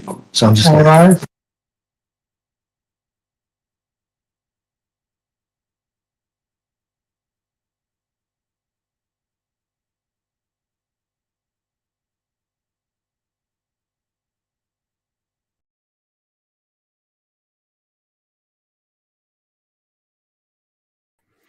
Okay, well, that was not action-packed like I suspected, but guess what is? Our members live, because don't forget, we have our drawing for who won the riddle over the weekend.